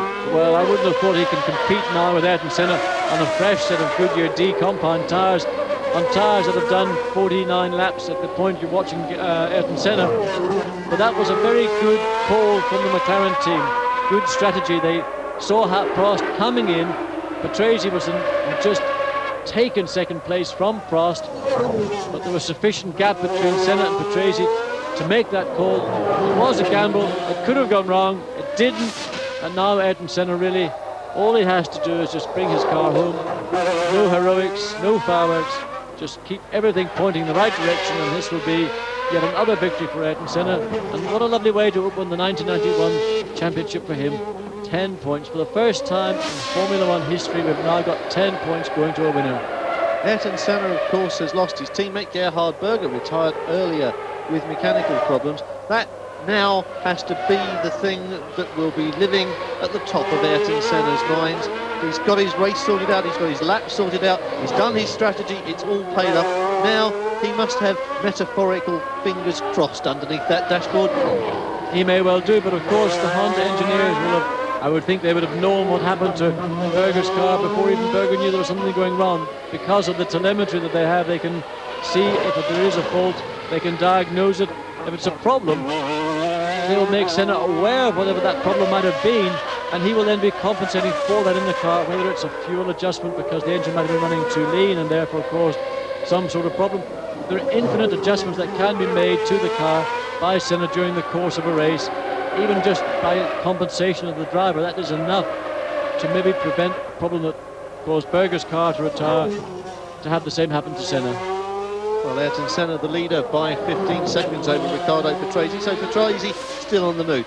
Senna, as we say, has lost teammate Gerhard Berger, and let's not forget that Patrese, who was for some time the quickest thing on the Phoenix circuit, has lost his teammate Nigel Mansell, went out with mechanical problems about 20 laps ago. So Senna leads, Patrese second. Oh, a big shunt for Patrese. Look at that, that's the corner where Alesi went off. Now, Alesi just clipped those tyres, but Riccardo Patrese has just driven into them, and that car is, well, it's maybe not so badly damaged as it looks, but there's a lot of bodywork around. We don't know why Patrese went off. Maybe he just went wide in the exit of the corner, but whatever it is, big shunt, Riccardo Patrese. He's out of the car, he's walking, he's not injured, but a nasty accident. Those tyres do protrude out in front of the wall there to protect the car from hitting the wall, but a big shunt for Patrese. Well, Patrese had just taken 2 seconds out of Ayrton Senna on that lap, so you know he was trying hard on that. And look, it's one of the Benettons. I think that might be Nelson Piquet's car. 2 cars involved in a shunt at the same part of the circuit. And we don't know as yet what the cause of that accident was. But whatever it was, 2 cars, both damaged and both out. It was Roberto Moreno's Benetton Ford. Look at that. Senna had to make a very obvious pull over to the left. Had a good look to see which car it was. Nelson Piquet now in second place, Sean Alesi third, Stefano Modena fourth, Alan Prost fifth. And these corner workers, as they call them in America, doing their best to clear this mess up. We saw from the onboard that Ayrton Senna had to take a big dive around them, and they will need moving.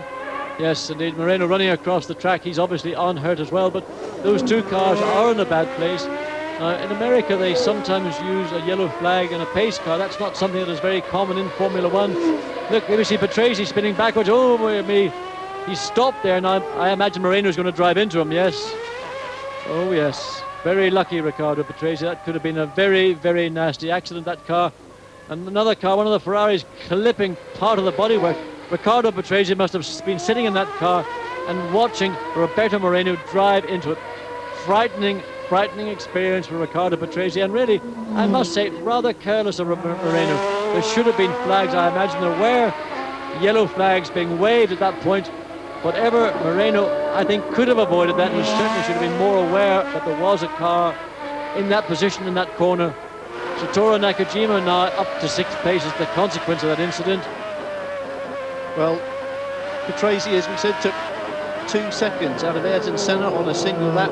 Quite clearly now from that replay, spun it on that corner, was left sitting in the very exit to it and clipped by Roberto Moreno. Both of those drivers lucky that that wasn't a little bit worse than it was. But there's the new order. Ayrton Senna leads from Nelson Piquet second with Jean Alesi third, and that really is quite something. Piquet up into second place, Stefano Modena is fourth, Alain Prost is fifth, Nakajima is in 6th place, and that's an encouraging 6th place, isn't it? Yes, it is, but what's even more encouraging for me is that Bertrand Gachot in the Jordan Ford is in 7th spot, just 3.5 seconds behind Nakajima.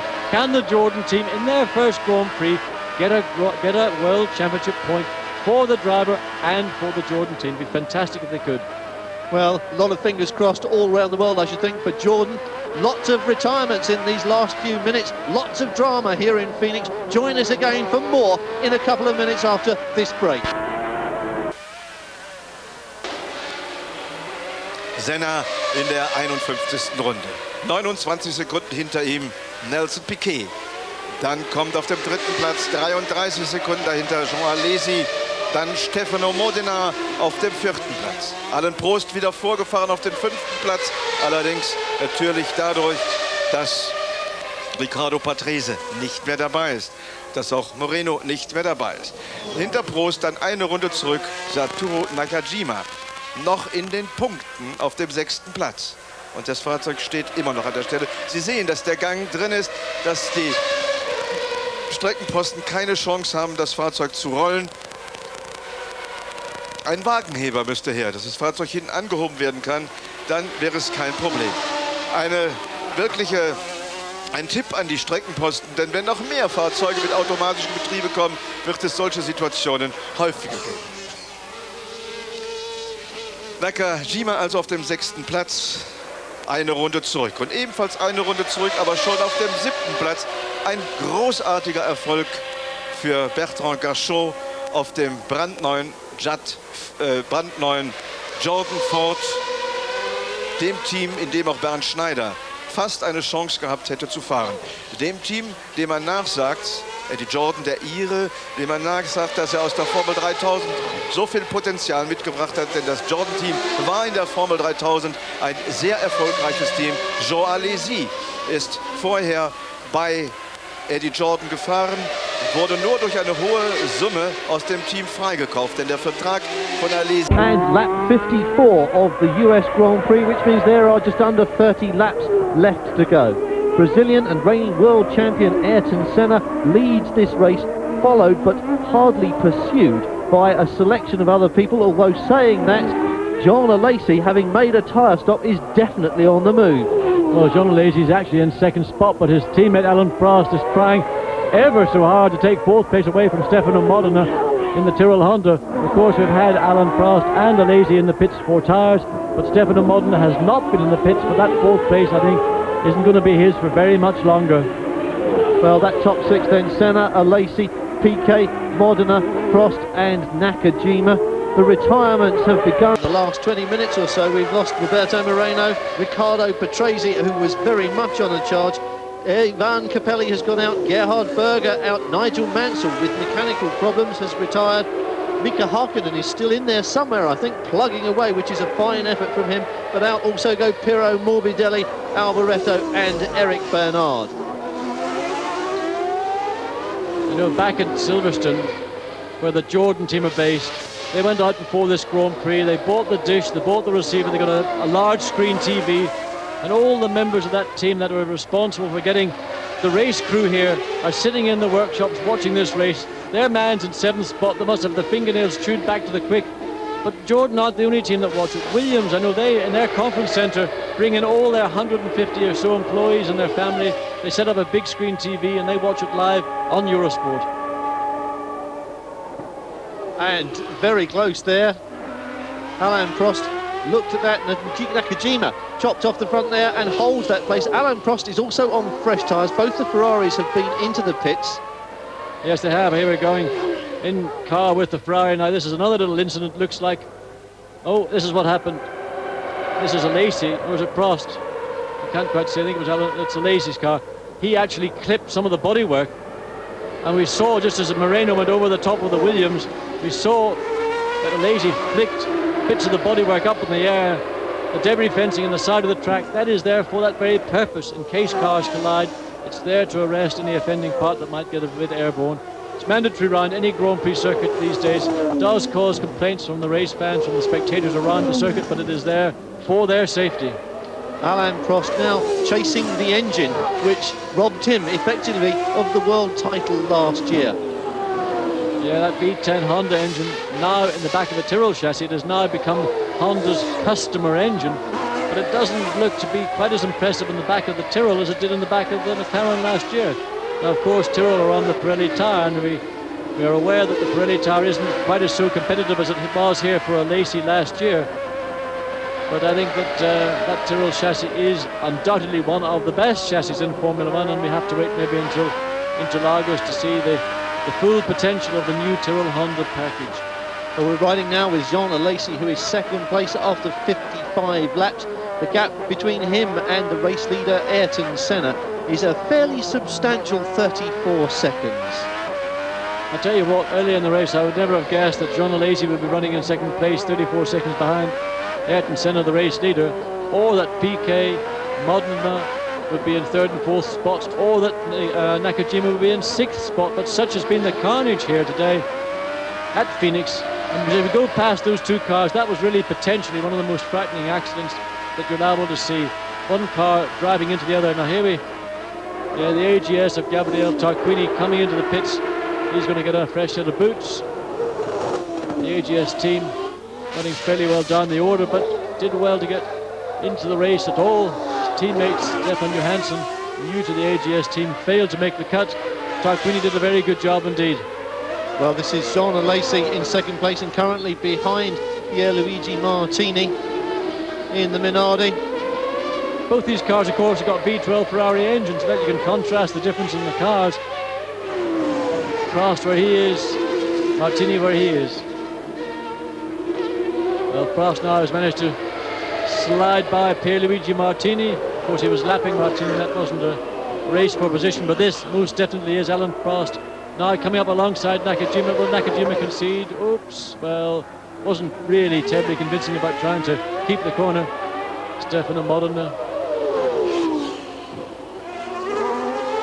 Alain Prost now into 4th spot. Modena relegated to 5th place. And there you see the race order.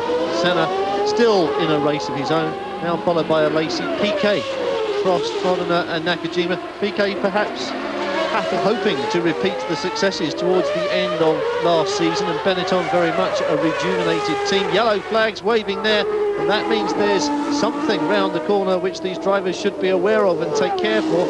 I think what they may be doing is trying to remove, yes, the corner workers are now out on the track. Somebody has finally decided that those cars are in a dangerous place and they want to get them out of the way. So those waved yellow flags are to advise. In fact, you are required to slow down when you see a waved yellow flag. When you see 2 waved yellow flags, you cannot say, well, I didn't see it, mate. Ayrton Senna coming out onto the start-finish straight. I lie about that too. And there the yellow flags. It's Senna coming up onto this little Formula 1 scrap heap which is developing on this corner.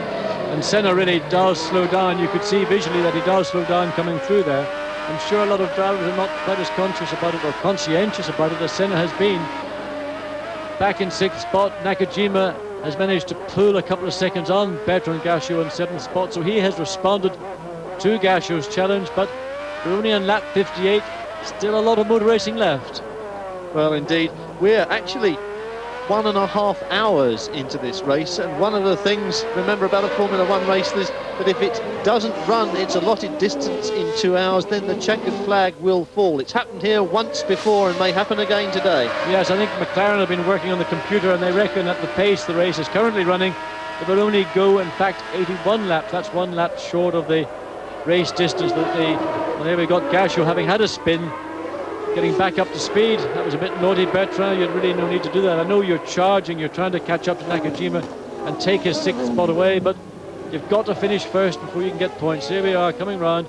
Now that was probably, oh, he got very wide, went one way, then the other way, and look at that. Oh dear me, how that Ferrari did get round. Although the camera foreshortens all that, look at the hand coming out of the pit, out of the cockpit. Yes. Now Piquet having to take avoiding action as Gachot continues on his way. Maybe he's somewhat disorientated by that little pirouette. Well, Bertrand Gachot obviously trying hard, and that the corner, the very corner on this racetrack, of course, where he shouldn't be trying hard. Very lucky to get away with that, and in fact Gachot now coming into the pits in front of us, so perhaps flat-spotted his tyres, or perhaps his spin was prompted by something that we didn't see. I think, in fact, probably the tyres maybe were a bit low. The rear tyre has been the tyre that's been having the biggest amount of wear. Now that's a slow pit stop. We've got a problem with the left front, and that's losing a lot of time, and well, it's back on the cars, down off the jacks, and out it goes, but nearly 20 seconds in the pits. Bertrand, you're going to have to really work now to get that 6th place, but with a fresh set of tyres, of course, that's worth 2, possibly 3 seconds a lap.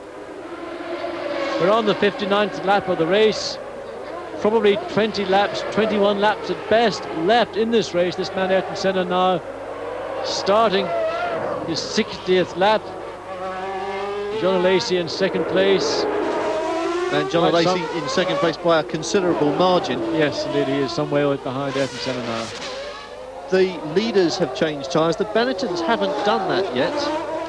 The Benetton has been quite an easy car on its tyres. It was an easy car last year. Because the engine in that Ford V8 is such a light engine, they've got a very sympathetic car on the tyres. And that was on Goodyear tyres. This year they've changed to Pirelli, but they appear to be displaying that similar sympathy that they enjoyed last year. It may well benefit Piquet, currently running in third place, but he's some 5 seconds behind Jean Alesi, who has got fresh tyres on his Ferrari, and I suspect that Jean Alesi will manage to pull away from Piquet in third place. Jean Alesi then in second place. He's now 40 seconds behind Ayrton Senna. He has dropped back quite a long way, and that really doesn't give him a great deal to hope for. Jean Alesi really now, I think, John, ought to be thinking about second place and those 6 points. I would think second place would be a very nice start to his season. There's no way he's going to catch Senna. The only way he can beat Senna is if Senna has a mechanical problem or somebody else's mistake takes him out. But Senna, as we have seen, is driving in a very canny manner now. He came around that section of the circuit where the wave flags were being displayed. He visually slowed down. He was being absolutely correct and cautious. He is now behind Bertrand Gachot in the Jordan. He's now overtaken Gachot. Gachot, of course, has just come out of the pits. Waves to Gachot. Thank you very much, my son. Well, the race leader by what we must call a massive margin, with 60 laps completed. And Ayrton Senna, 1 minute 30 on that lap, a little bit slower than he has been running in the 1:29s, but convincingly in front of Jean Alesi in second place. Join us again after this break for more from Phoenix.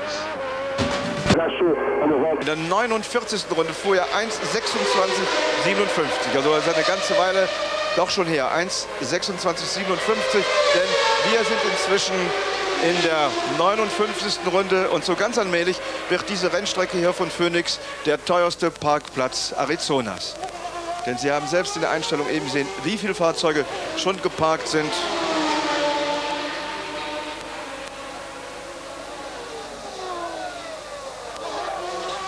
Nakajima mit einer Runde zurück, also wie ich eben schon sagte, in den Punkt. Danach kommt Martini, Gachot durch den Boxenstopp und den Dreher um einen Platz zurückgefallen. Dann Suzuki, Larini, Tacchini, Häkkinen und Martin Brandl, der allerdings 6 Runden zurück ist. Das ist der Lambo, den wir jetzt sehen, mit der Startnummer 34. Lambo Nicola Larini. Das Team nennt sich offiziell Modena Team Lambo 291. Man hat also den Namen, glaube ich, für das Team noch nicht so richtig gefunden. Auf jeden Fall angetrieben wird der Wagen mit dem 12-Zylinder Lamborghini-Motor.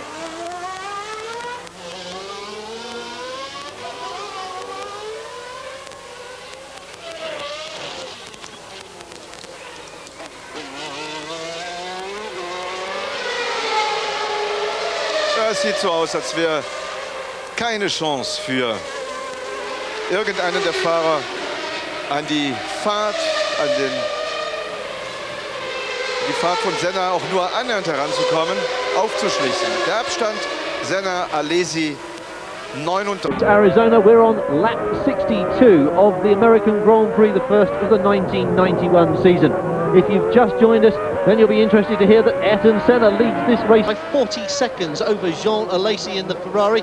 Nelson Piquet is third, Alain Prost is fourth, Stefano Modena is a very good fifth, and sixth, Satoru Nakajima.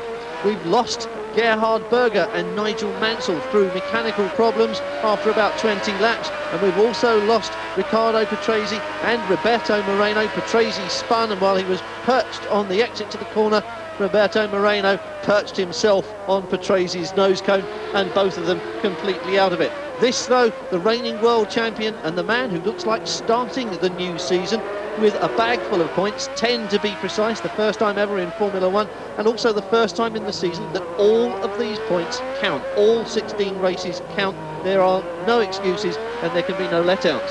Funnily enough, there was a meeting of all the constructors, and one of the constructors decided he thought that 14 races out of 16 was a better scheme, so the whole process of discussing it went on and on and on and on. But finally it has been resolved that every race counts for the championship. And of course that can have a major outcome, major change in the outcome of the championship. We've seen in the past drivers have had more points than the man who actually wins the championship, but because it's your best 11, as it was last year, if you've got 11 wins or something like first and second, third places, you can win the championship. The man who finishes second could have a higher total point score, but actually comes second. So that's been changed, and I think from the public's point of view, it's a lot easier to follow and a lot more logical to follow. Well, I remember at the end of last season, as we went towards those final 2 or 3 races, there were an awful lot of computations going on, and if Ayrton Senna's birthday fell on a Wednesday when there was an R in the month, then maybe Alain Prost could still be champion. It was confusing. Well, here we were saying that very, very unpleasant incident. Look, Roberto Moreno, why he did that, I mean, I'm absolutely... I can't imagine. There were 2 cars came through ahead of Moreno. There would have been flags at that corner waving. Moreno just didn't pay attention. And that really, I have to say, was his fault. Well, Ayrton Senna increases his lead over Jean Alesi to 43 seconds, and I think that does bear out that Alesi is now driving for second place. Well, here's a little bit of action taking place. Piquet, Modena and Alain Prost. Piquet currently third, and Alain Prost about... No, Stefan, that was Nakajima. In fact, the helmets of Nakajima and Stefano Modena are so difficult to tell apart. They're both white, they've both got slightly different colours on them, but at a distance it's hard to read it. And the new Tyrrell colour scheme, I must say, is very, very hard to recognise. It's much, much more difficult than the blue and white they had last year. They've got this gunmetal grey and it just blends into the racetrack. Piquet, Prost, Modena then the order. Alain Prost, 4th place and a long way down, and he's looking at a very small collection of points to begin his season, and really for someone who has to be eligible for the World Championship in a very major way, this is not an encouraging start.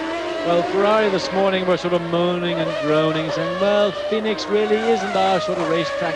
It's not the sort of racetrack where the properties of our car really come into their own. So what? It's a race, it's a Grand Prix. You've got to make the best of it. Other people are doing that. Now, the back of that little car, the Lotus, is finally that Mika Häkkinen's car. A little bit of an oil fire on the right-hand side of the engine. Finally, Mika Häkkinen, who is swimming through thick and thin all day today. He's not even aware. Marshall's now looking, oh, a little bit of a bonfire in the back of the car. That's it, now. You get a bit of hydro on the back of that, put that fire out. It's not serious, it's probably something in the engine has finally pitched, and the oil's gone on the exhaust and the car had a small oil fire, but tremendous effort. I can't give, look there, you see now, the engine has blown up. That's what's happened, and the oil has then gathered in the under tray of the car. The exhaust pipes run through the under tray of the car. Oh yes, and that's a little bit more spectacular.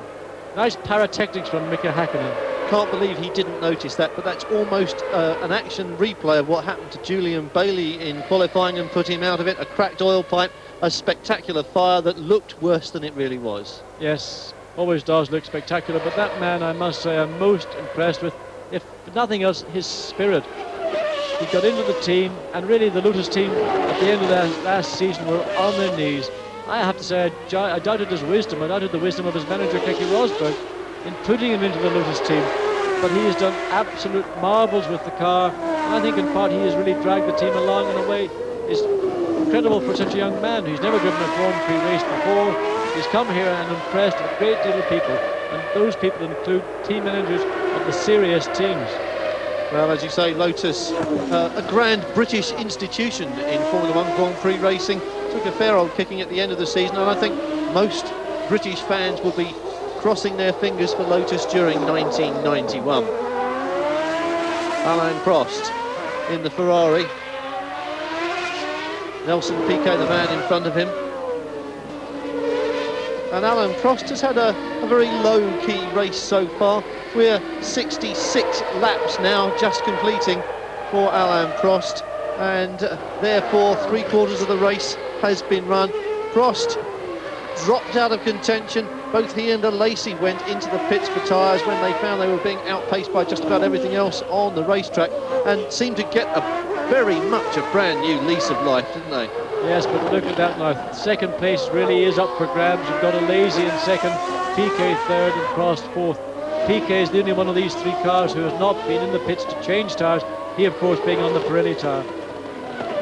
Lazy in second place has got Piquet just under 3 seconds behind him, and Prost a further 1.5 seconds behind Piquet. So really, this now is the real focus of the Phoenix Grand Prix 1991. We're on the 66th lap. We anticipate the race being flagged at probably lap 81, not making the total 82 laps the race was scheduled to go. So what can Mr. Lazy do? Can he sustain and maintain his second place, or is he going to be under pressure from Piquet? Piquet's tyres, I must say, are probably not in the best possible shape to mount an attack on a guy like John Alesi, but Alain Prost would be very happy indeed to get on the podium and put Piquet back into 4th place. Well, we were saying earlier on, looking at the gap between first and second, which is over 40 seconds, that Alesi must be considering settling for second place. Now we look at the spread between second, third and fourth and find that that is 4 seconds, a tenth, 3 cars in a tenth of the distance between Senna and Alesi. And Alesi now, rather than settling the second place, must find himself in the position of having to defend second place. Very much so, and in fact, part of that defence will be the fact that Nelson Piquet has just recorded his fastest lap of the race. So Piquet's not deciding, I want second, I want third place. He says, I want second place. But the gap is now 3 seconds between Piquet and Alesi. But remember, Piquet has just set his fastest race lap. Well, at the end of last season, we did suddenly see the shades of the old Nelson Piquet, that man with all that fighting spirit and 3 world championships, suddenly came alive at the end of last year. Yes, and of course, remember, this is the Benetton from 1990, the new Benetton for the car that John Barnard has taken almost 18 months to design. That car will be seen for the first time just before the Grand Prix at San Marino, the Imola Grand Prix. And of course, they would have hoped to have 3 of those brand new cars there. The car will obviously be very exciting. Anything from the pencil of John Barnard is going to be very exciting. May not be quite as radical or revolutionary as people anticipate, but certainly will be a fantastic car. Well, John Barnard has certainly influenced just about every pit garage that we can see looking out of the commentary box window, and Ayrton Senna has certainly influenced just about everybody on this racetrack. He hasn't yet put a foot wrong. He has done nothing wrong at all. We saw that in Monaco, where he lost his concentration when he was a clear leader. The job for Senna now, apart from nursing the car, must be to keep his brain locked into concentration mode. Well, that happened back 88, and Ayrton Senna has grown up an awful lot. He's had a lot of ups and downs since then, but he does tend to learn, and we're now seeing a man who is just doing a fantastic job. Another man doing a fantastic job, another Brazilian driver, Nelson Piquet, on the 67th lap, increased yet again his lap speed, and he is now down to 2.8 seconds behind Jean Alesi. So Piquet really on a charge. Jean Alesi is going to have to just keep his weather eye on his mirror, because Nelson Piquet is eating away into that second place lead Alesi has. Well, Alesi will be informed about that in the pits radio, even if he hasn't seen Nelson Piquet in his mirrors, and I suspect with the colour scheme of the Benetton this year that it will be very hard to miss. Well, here we are back up in the Virgin Airship looking down. This is the section of circuit just before we come up to the start-finish line, that sequence of slow left, right, 90-degree corners, short, straight. Then we come down to that long tight. This is the new section of the circuit leading into that quick 4th gear right-hand corner. In car with Ayrton Senna, the race leader. His lead now is 37 seconds in front of Jean Alesi. 14 laps to go, but Ayrton Senna in no danger from Jean Alesi. Jean Alesi's main concern will be to keep Nelson Piquet, who now is just under 1 second. Oh, Ayrton, that was almost a little mistake you made there. Anyway, Nelson Piquet, the other Brazilian driver currently in the race, is now 0.988 of a second behind Jean Alesi. Jean Alesi is lapping in 1 minute 29. Nelson Piquet 1:27. That is the reason why Piquet is pressurizing Jean Alesi. Well, Alain Prost also dropping down into the 1:26s, which is what Piquet did 1 lap ago. And there we see Jean Alesi, and there you see Nelson Piquet and Alain Prost. Now this is going to be the last little bit of excitement I think we're going to see in this year's 1991 Grand Prix at Phoenix. When a driver senses he's getting closer, and you can visually see you're getting closer, it's a great buzz. Piquet now knows he's got the handle of Alesi. He's got to get past him. That's not going to be easy. but obviously Piquet's car has got more grip than Alesi's car. Oh, and Alesi's slowing down as he lost. Oh dear me, Alesi's not conceding. Alan Prost now is in a very good position. He has got the speed to possibly put out and try and pass Piquet, but whatever the problem is, Alesi is not able to accelerate. I suspect that is a gearbox problem. It appeared to be something like that. Look at Prost bullying his way past Nelson Piquet. Prost read that situation beautifully, but Piquet, well, he had to concede it. Piquet had that second place, and that was intelligent and just plain good driving from Alan Prost. Well, he saw the moment that Alesi had. It slightly compromised Piquet. He took advantage of it. He was able to come onto the straight behind Piquet, and he had the speed to pass Prost, to get past Piquet, and of course Alesi. But Alesi's problem, I suspect, lie in the gearbox. That is why he suddenly started to lose speed. That's why Prost, I'm sure, was able to catch. Look, now Alesi just really crawling back towards the pits. And that's how the fortunes in Formula One change so rapidly. Running in second place, a seeming secure second place, suddenly now in fourth place and heading for the pits. Alan Prost, who was in fourth place, suddenly has come alive. Nelson Piquet, who was really the man on the charge and looking to take Alesi's second place, took it momentarily, but Prost had the speed out of the corner onto the pit straight, leapfrog past Piquet, and has now pulled out a 2-second lead in Piquet. And as soon as we said there's going to be a bit of action, it all happened and it's all over. Well, Prost, I think, was on a charge. He was down into the 126s. He was moving up on Piquet. Alesi, that looked like a missed gear, but there's been no misfortune for this man. Ayrton Senna still ticking away. Clockwork at the front. The McLaren, no problems at all. 70 laps down. We think 10, maybe 11 laps to go, depending on the clock, and there are about 11 minutes to go, so I think it unlikely that this will go to 82 laps. Senna's lead now is over Alain Prost, not over Jean Alesi, and it's down to 39 seconds. Nelson Piquet is in third place, 2.5 seconds or so behind Alain Prost. Somewhere behind Piquet is Jean Alesi, if indeed he is still circulating, and there seems to be some kind of question mark over that. Fifth though at the moment. Well, Stefano Modena. There is Jean Alesi. His car appears to be running reasonably well. The bit of smoke coming from the back. Now that is a breather. I suspect that's a breather from the gearbox, and that looks like a little bit of oil vapor has been pushed out of the back of the gearbox. That is going to be, I think, terminal for Jean Alesi. I can't imagine the car will be capable of running until the end of the race with that kind of problem. I suspect it was a gearbox problem, and Jean Alesi really, if he gets to the end, well, he's got a result today. Well, Jean Alesi circulating. Maybe he can nurse this car to the finish line. Maybe he can get it in the points, but look at that. Clouds of smoke instead of wisps of it, and that looks as if it is going to be terminal within the next couple of laps, if not immediately. Senna, though, still the leader by a considerable margin, and Prost, the man upholding Ferrari honours, in second place.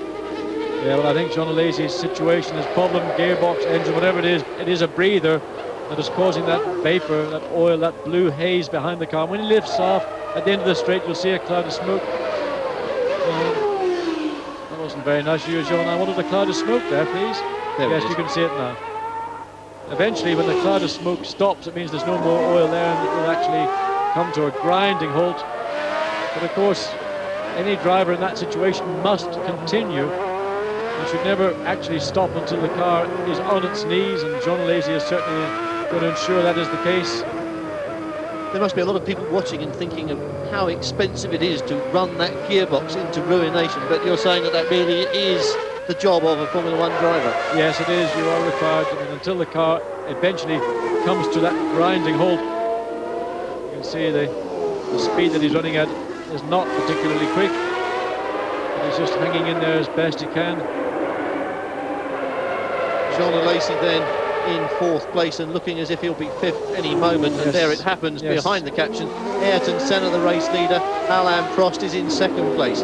Nelson Piquet holds third place, and Jean Alesi, trailing smoke, is now drifting back through the field, and it looks as though his race is more or less over. The moment when he will have to pull it over is getting ever closer. We'll be back again in Phoenix in a couple of moments. Join us again after this break. Alesi Alesi versucht zwar zuzumachen, sieht aber, dass Modena neben ist, steigt voll in die Bremsen. Sie haben es am rechten blockierenden Vorderrad gesehen und lässt Modena vorbei. Damit fährt Modena auf Platz 4. Senna, Prost, Piquet, Modena, noch Alesi, dann Nakajima, Martini, Suzuki, Gascho, Larini, Tarquini und Brandl. 5 Fahrzeuge noch in einer Runde.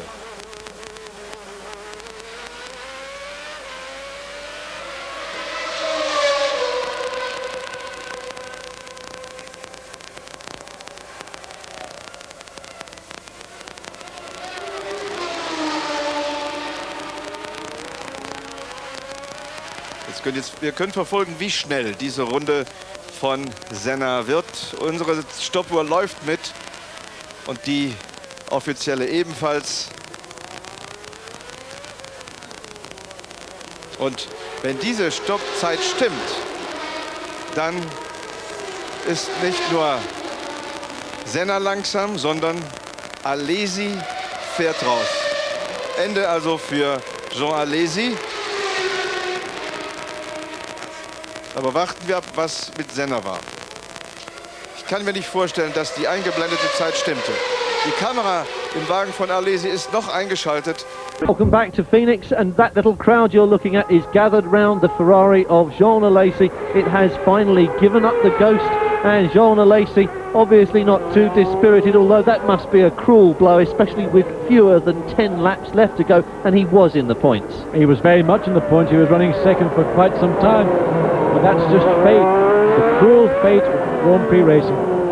Alan Prost, his teammate, in second place, 38 seconds behind this man, Ayrton Senna, who really now is just going through the formality of completing the 1991 Grand Prix here, Phoenix, Arizona.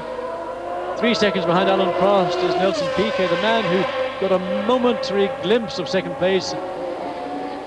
And Stefano Modena behind Piquet in his Tyrrell Honda. And really that's a good performance for Modena, the first time he's really had a competitive Grand Prix car for some time, and I think that that car over the course of the year will become more and more competitive. John Alesi walking back. He just threw his gloves away. We've seen Nigel Mansell do that from time to time, but he looks in pretty good condition. You know, the physical condition of a driver at the beginning of the season is something that is always somewhat suspect, because they've had a season, the winter season, in fact, to relax, recuperate from the hard grind of 16 Grand Prix, but the Ferrari drivers have been doing a lot of testing, so they're in pretty good race shape. This man, Alan Prost, of course, superb specimen of physical fitness. I like your description of Alain Prost. I've heard others, which we won't go into now. Ayrton Senna, though the leader with just on the schedule anyway, 8 laps to go. It may be shorter, because looking at my watch, there are just coming up to about 6 or 7 minutes left to go. We'll check that with the official timing and see. There are just under 9 minutes left to go. 8 laps in 9 minutes. It's pushing it a bit, so we were thinking 81 laps, maybe 80. Senna, though the leader, Alain Prost in second place, and again the story has come back to that same familiar one. Ayrton Senna, McLaren Honda, Alain Prost, Ferrari. The two arch rivals led this race away from the grid side by side on the front row, and it looks now as if they're going to finish it up side by side on the podium, first and second. This time the honours will go to Ayrton Senna. One wonders what sort of reaction these two guys are going to have in the public arena. They're going to be up on the winner's rostrum. One would like to see them actually shake hands. Whether they will do that, I mean, I don't expect them to say they love one another, but let's say it would be a very nice gesture on the part of either driver to try and let's forget about last year, all that antagonism. I know what happened in Japan, and the world will remain divided forever on who was to blame. I've got my opinion, other people disagree with me, I think they're wrong, but let's hope that these two guys can finally work out some form of compromise. The track is big enough for both of them, and that would be a nice situation, a nice gesture if Ayrton or Prost turned round to one and the other and said, look, let's shake hands, we're both professionals, we're both the best in the world, let's try and get on and live harmoniously. Could we just wait for this squadron of pigs to come into land, John? Because I really think that with everything that's gone before in the past couple of years, that moment came and went, did it not, last season, and it passed, and I think never to be resurrected. Well, it did, but it happened in a somewhat artificial situation. I think here now is the chance. These are the two best drivers in the world, there's no doubt about it, and it's justified and right that they should be first and second. But of course, who will argue, or everybody will argue as to who should be first and who should be second. But here's the man really who, in my opinion, is currently the best driver in the world, and he has now got a car, I think, which is about to match his ability. Last year, the McLaren Honda was not, in my opinion, the best car on every circuit. It was certainly the most powerful car, but not the best car. I think the Ferrari took that crown. But now McLaren have worked extremely hard throughout the winter. They've come up with a car which in some respects does resemble the Ferrari that Alain Prost drove last year. The side pod, the shape of the car is not dissimilar. Some people are saying plagiarism, funny word it is. But in fact, if that's what it takes to keep Ayrton Senna happy and give him a winning car, well then, I have to say Ferrari have been guilty of doing as many things to McLaren as McLaren might have done to Ferrari in the past. Well, there's certainly an awful lot of pit lane snooping that goes on during the few days of a Grand Prix, and that's an interesting point that Ayrton Senna may soon have a car which matches his ability. That's a fascinating point, and I think probably one that we're going to be coming back to several times during the course of this season. Don't forget, it is 16 races long. This is only the first one, but it does seem to have established an all too familiar pattern.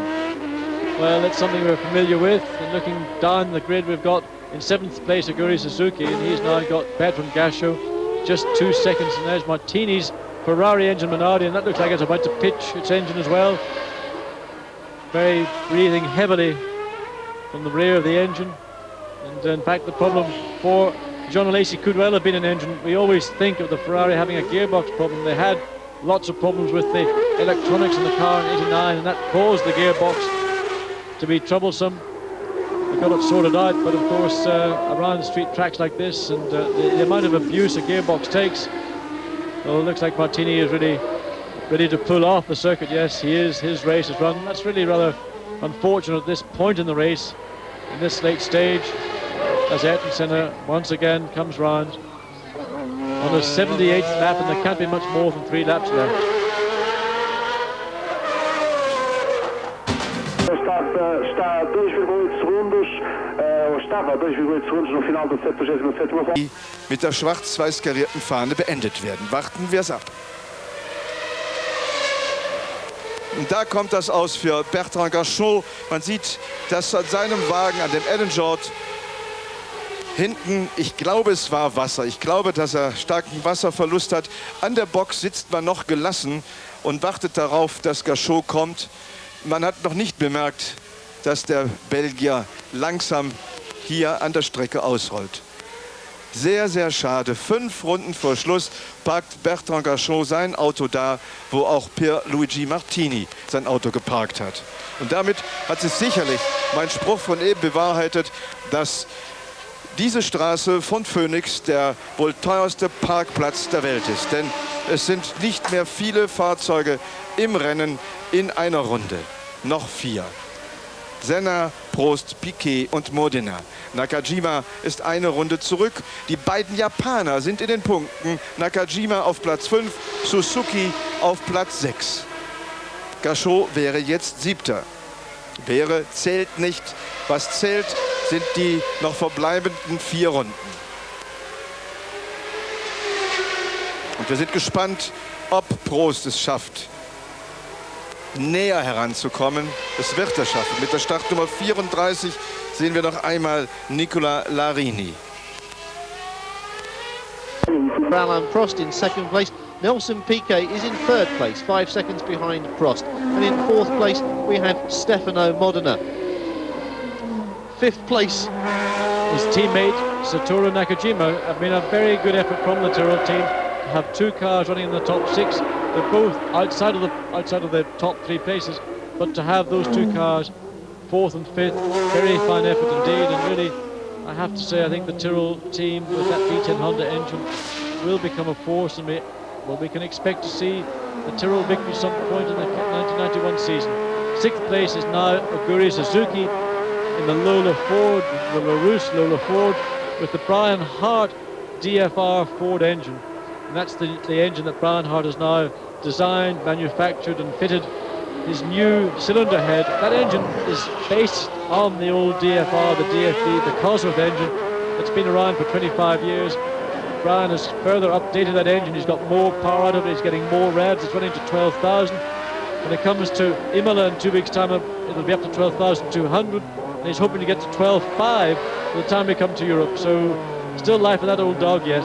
Well, I think old dog's probably the wrong word for it. There's certainly life in this old hand, and I think we can say that about Ayrton Senna, one of the experienced drivers, and he's certainly experienced at winning. 79 laps completed, and we're expecting to see the flag very, very shortly on the clock. This race scheduled for 82 laps, but I don't think it's going to make those, and we're expecting to see the checkered flag fall at any moment. When it does, it will fall on Ayrton Senna with a lead which has now crumbled somewhat from the 40 seconds it was 10 laps ago to 28 seconds. So Ayrton Senna definitely now, I think, taking it easy. He's down to 34, 1 minute 34 on his lap times. Alain Prost, not as quick as he was doing 1:26 about 10 laps ago, but he's now down to 1:32. So Prost too has slowed up, but not quite as much. I think what Ayrton Senna is trying to do is do as few laps as he has to. I think he's trying to gauge and judge his speed to not do an extra lap, but in fact he now will have to do it. There's still not quite the 2 hours up. This is the last lap. Roland Brunsenrader, who is the clerk of the course here today, has just signalled to Senna one more lap. We're now 40, 50 seconds short of the end of the race. This is the final lap officially. Ayrton Senna now lapping in the 1 minute 35s. Got sufficient lead over Alain Prost in second place, and of course Prost knows there's no way, but this man Nelson Piquet is actually closing back up to Alain Prost. Prost needs to be a little bit careful. He can't afford to relax too much, because Piquet might just take the chance. He might just take a flyer and try and snatch second place away from Alain Prost. Well, Ayrton Senna, the leader then, by a diminishing margin as he comes towards the first checkered flag of the 1991 Grand Prix season. Phoenix, always something of an oddball in the calendar of races, 16 of them, and Phoenix, the street race at the start of the year, always one where we find out what's what, but it doesn't really hold good for the rest of the season. It has thrown us some surprises though. It's thrown us a couple of mechanical failures which have cost us Nigel Mansell and Gerhard Berger, and a little bit of a moment which cost us Riccardo Patrese and Roberto Moreno. Ayrton Senna though has not put a foot wrong. The McLaren Honda has not missed a beat. Everything has happened behind him, and he has driven on oblivious to the whole thing. I mean, look, he's coming in at a speed you could almost drive your I was going to say your road car, but I mean, he's driving very, very slowly. Look, waving. I mean, what can you say about the guy? He's just done an absolutely perfect job. He's now onto the start-finish line. He's going to come across. There he takes the flag. Ayrton Senna has won the first Grand Prix of 1991, and he's a very, very happy little Brazilian boy. That's a little giveaway, that moment there. He was waving casually. He could almost have walked across the line, but as soon as he took that flag, beating on the top of the cockpit rim there, Ayrton Senna wanted that very badly, didn't he? And there we have an artist making a portrait of the winner of the 91 Grand Prix here in Phoenix.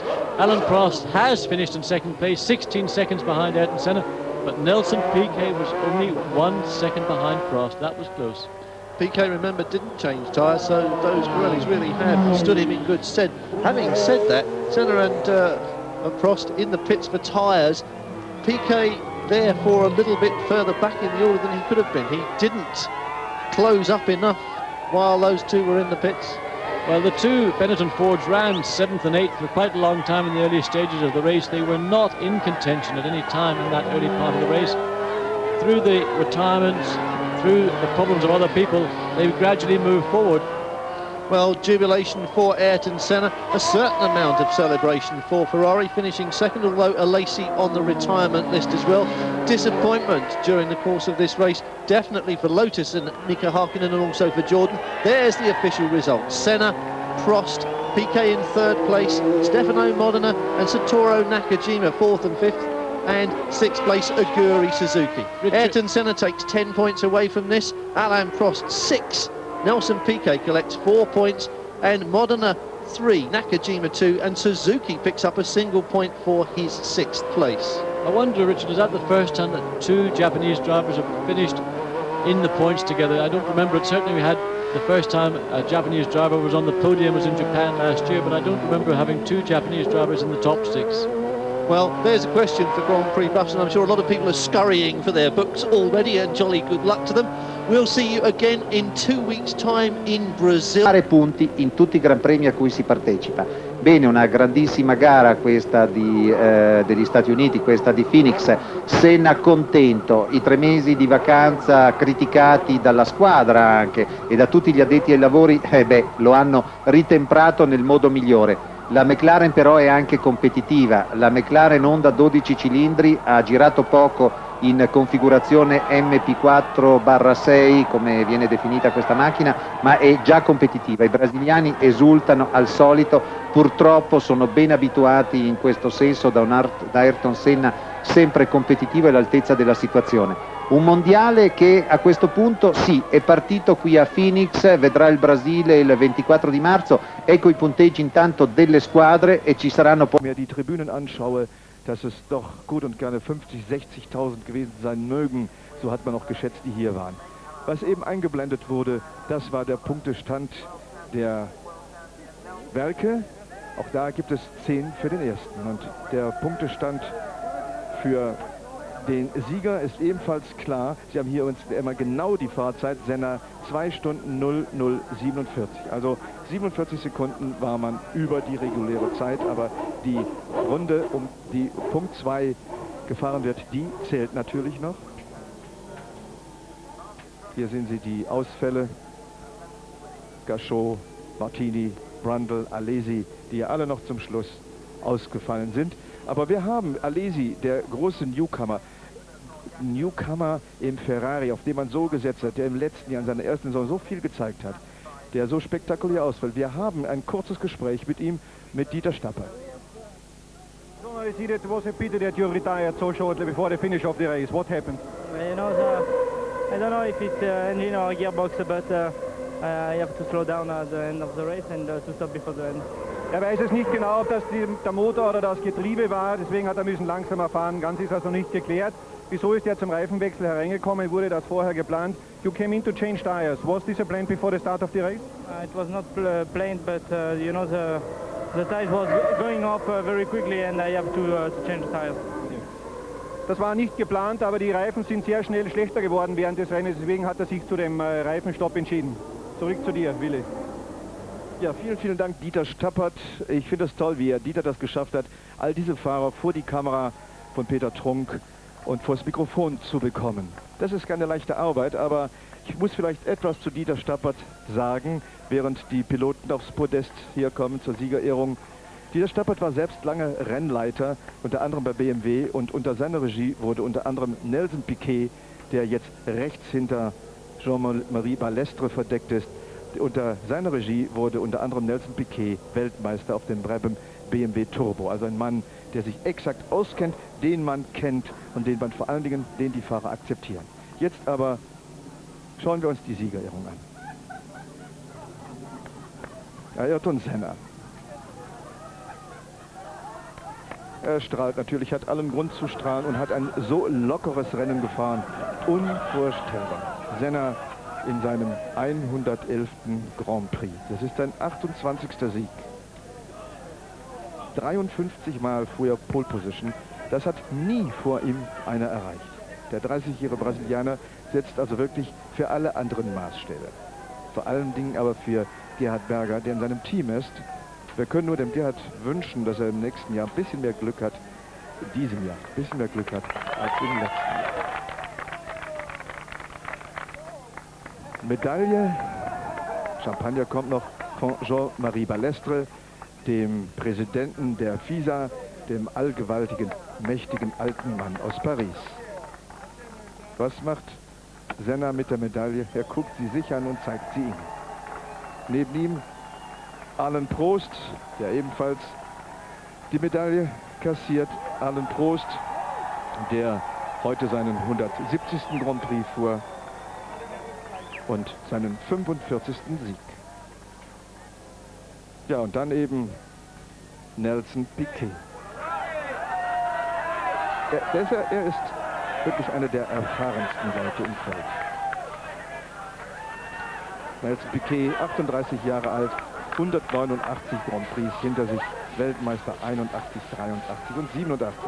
Und mit diesen Bildern, denke ich, und dem Punktestand, der schon einmal eingeblendet war, den ich schnell noch wiederholen will, Senna hat also jetzt 10 Punkte vor Prost mit 6, Piquet 4, Modena 3, Nakajima 2 und Suzuki 1 Punkt. Damit also möchte ich zurückgeben nach Köln und hoffe, dass Sie wieder dabei sind beim nächsten Grand Prix in 14 Tagen beim großen Preis von Belgien in São Paulo. Tschüss, bis dahin. And both cars finishing in the points, you have to like that new Honda engine. Yeah, that's right. She's really worked well. I mean, it hasn't missed a beat all weekend. What's the difference between that and the Ford engine? About 100 horsepower. Significant on the track. I would say about 2 seconds a lap. Ken Terrell looking forward to a new season. Congratulations to the man they know as Chopper. We'll be back in just a moment to talk to our winner, Ayrton Senna, over Alain Prost, Nelson Piquet, Stefano Maeda, Satoru Nakajima, and Aguri Suzuki in the top 6. On a fini avec le casse-tête chinois des résultats à décompter. 16 courses et 16 Grands Prix qui vont compter.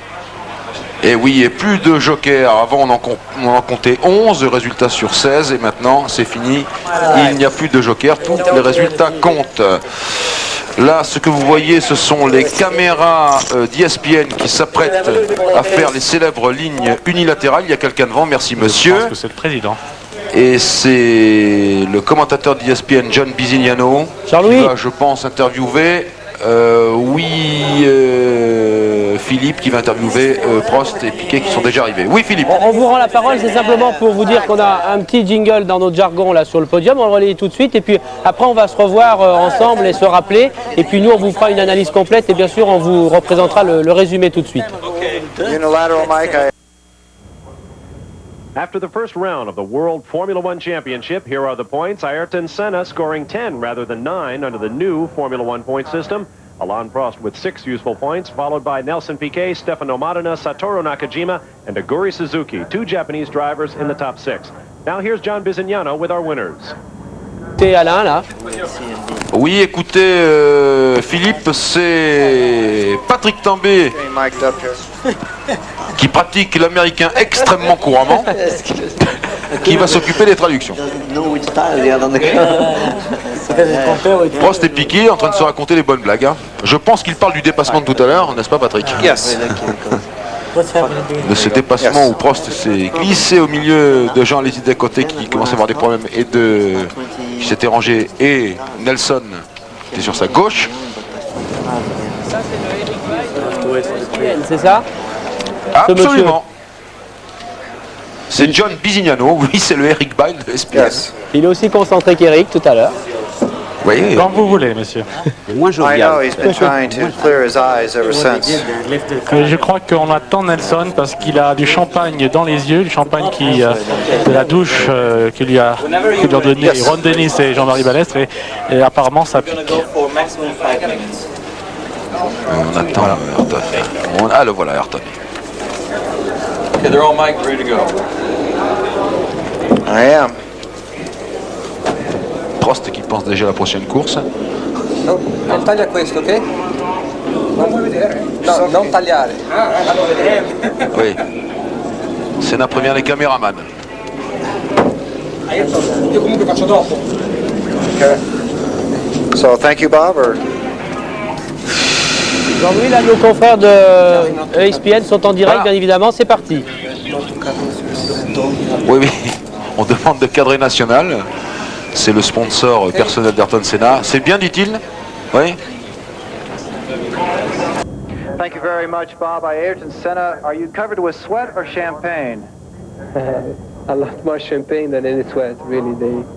I had a too good shower with Jean-Marie Balestre and my team manager. Well, that's a good sign.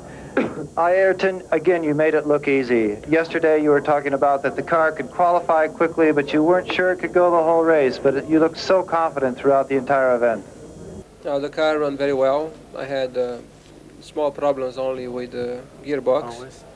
And also the car balance was not optimal. It's the first time I ran a Grand Prix distance with this car, and the balance, the setup was not quite right. So it was very difficult to drive. But I was able to maintain a good pace, and go through the lap, the back markers, and safely and come in for tires at the right time. So it was okay to cope with the speed on the circuit of the race, and the car was reliable, engine, car, everything. So it's a great way to start the season, particularly considering that we have only started to run this new car, and if we have reliability right now and that performance, we can only go forward from here. And congratulations on scoring 10 points, not 9. Now, Alain Prost, the Ferrari, you looked behind from the first corner and things just weren't as competitive as you would hope they'd be. What was the problem out there? The problem, I think we were not fast enough to compete with the McLaren today. In fact, I had also problems, especially with the clutch, and also had a long pit stop. But in any case, I could not win the race. So I'm quite happy with this position. 6 points today, considering the track is not very good for the Ferrari, also not very good for me. I think it's not too bad. Last year, at the same point, I did not finish the race, so I had 9 points disadvantage. Today, it's not too bad. At least you did gain some points today, and the Ferrari should be better suited for Brazil. Nelson Piquet, the Pirelli tires, they ran very well. You did not need to come in whatsoever. Alain Prost lost 17.5 seconds in the pits, and you were able to shoot right straight through the entire race. I bet you were happy about that. Vous devriez être content pour cela.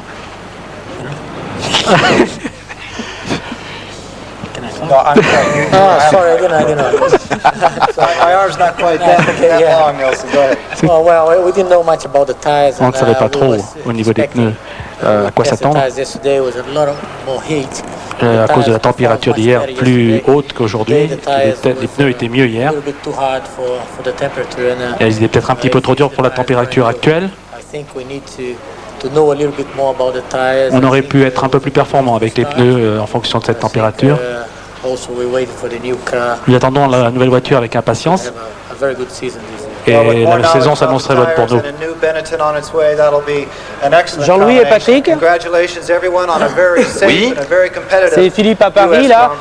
Pendant qu'on a encore un petit bout de satellite, j'aimerais vous remettre en contact avec Julien Clerc. Julien, quel sentiment vous laisse ce que vous avez vu pendant 2h30 avec nous? Est-ce que vous reviendrez nous voir? Vous êtes de plus en plus emballé apparemment. Je ne sais pas si je reviendrai vous voir, mais ce que j'aimerais, c'est aller voir ça dans un stand un jour et voir un peu ce qui se passe. Et avec tous ces computers et tout ça. All right, thank you, John. Indeed, the Ferrari should be in great position in Brazil.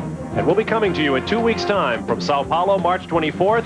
There you see more of the Formula One schedule this year. With 2 Brazilians in the top 3 today, we should see a wild crowd at Sao Paulo. 3 races in July and several new circuits to show you this year as ESPN takes on the Formula One trail. David, your final thoughts of today's race? Well, as you can see, Senna has got a very bad cold, and if the balance of his car was that bad and it was extremely difficult to drive, it doesn't say much for the rest of them for the rest of the season, but I think we're going to see some very competitive racing. Well, we're certainly wired and ready to go, and we'll be covering all the action in Formula One this year for you on ESPN. We hope you'll be with us every step of the way.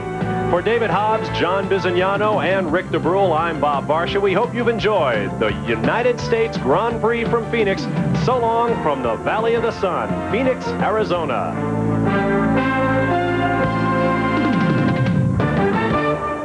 So already 1991 looks like being a Senna versus Prost confrontation, but with McLaren seemingly in control, can Ferrari fight back in Brazil?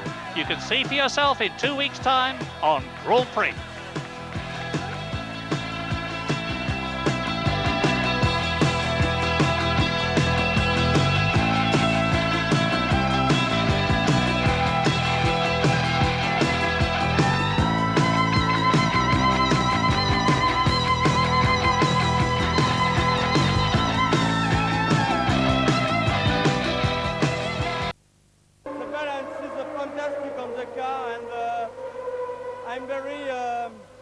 Unfortunately, we have reduced the car too much late, and I was enjoying it very much. We had a few problems, a bit of an engine problem, very low on power. But looking at the car, there's a lot of oil on the back of our car, so the car broke away quite suddenly. It won't surprise me if it's had a leak and we've spun in our own oil. There's no question we're going to win races this year, and we could win a lot of races, but, you know, the championship's all about reliability. The season started a little bit too early for us, but I'm very happy with the team, very happy with the car. Engine's going well, we just need more miles, and then we get reliability and we'll be okay. Brazil will be all right. Some surprises in this top six, not least the appearance of Stefano Modena and Satoru Nakajima for Tyrrell, and Aguri Suzuki taking 6th place for LaRousse. Ayrton Senna, though, an easy winner in a car that's hardly been tried and tested. Now the car is ready. The performance speaks for itself. It's a brand new car. We never run full Grand Prix distance with this, with full tank. Today was the first time, and we win a race like this with a lot of lead. So it's a great performance. The car is reliable too. The engine also run very, very well. I had just small problems with the gearbox, and a question of keeping on the road, staying away from the wall, coming for tires at the right moment, and the start was very important. So things went very well for us. Our car, although it's running well, is still, I think, a long way from being right. It's only a question of us having the opportunity to set up it properly and learn about it better. And we know that the engine is going to improve too. It's a question of time that Honda will come up with a higher performance engine. Alain Prost in 2nd place. What was in your mind waiting forever in the pits? Nothing, you know, that's part of the race today. Mechanics sometimes help you to win a race in the pits, and in any case today, even if I lost some time, I could not win, so I had to fight a bit harder to come back to 2nd position. I did it, so I'm very happy. More than anything, I had a clutch problem, and I could not go faster anyway. Nelson Piquet in 3rd place. You got by Riccardo Patrese by maybe 1 inch, and then again Bertrand Gachot in front of you. After that, you set your fastest lap of the day. Did you want to get home in a hurry? Yeah, it was scary there. You know, when I saw the yellow flag, I didn't imagine the thing was so close, and I just missed Patrese by very little. And Paul Moreno was coming right behind me, and he had a big shot at Patrese. How difficult was that maneuver? Oh, it was quite difficult because when I saw the yellow flag, the words waving, quite normal, not very enthusiastic, and I could not believe this thing very much. And I got in, the car was there, and it just passed by an inch maybe. But 16 laps from the end, you turned your best lap. Well, it's after that I had Alesi in front of me and Prost behind me. I was keep the pace, and it was very good. The car was behaving good. But after that, I tried to overtake Alesi, and he has trouble to fill. And I went over the dirt part of the circuit, and that's it. The tires got dirty, and I lost about 3 laps to get to reach him again. So let's take a look at the driver's standings now. Remember, these points very vital indeed. Senna with 10, Prost 6, Piquet 4, Stefano Modena and Satoru Nakajima picking up points, as well as Aguri Suzuki, 1 point for that effort to get 6th place. Celebrations, though, in the McLaren pits for Ayrton Senna and Ron Dennis, and no wonder, because in the Constructors' Championship, it looks like being the same old story as last year. McLaren Honda at the front with 10 points, Ferrari, Tyrrell showing up well, Benetton Ford and LaRousse already on the scoreboard as well. So the first race of the 1991 season over and done with. Ayrton Senna the winner, but John Watson, what a fascinating race that was. Well, I think really Ayrton Senna and McLaren have re-established themselves. Well, they were at the top anyway, but they made sure they're going to stay at the top in 91. I think a fairly relieved Alain Prost with his 2nd place, and Nelson Piquet didn't look too unhappy either. But really, Williams were the team I think that suffered most. Mansell had a problem with his gearbox. Then Riccardo Patrese had that spin. Apparently that was caused by getting the wrong gear. This semi-automatic gearbox selected the wrong gear, the car spun, and then Moreno came round. He said the flag was waved, but not vigorously enough. What does that mean? I have no idea. Anyway, he piled over the top of Patrese's car. Luckily, no driver was injured, but pretty good start to the 91 season, and I think it could only get better, more exciting, and it's going to be a great championship. And that championship continues. Round 2 comes to you from Interlagos in Brazil. Inside Track will be there once again, talking to the people that matter about the things that count. Join us in Brazil.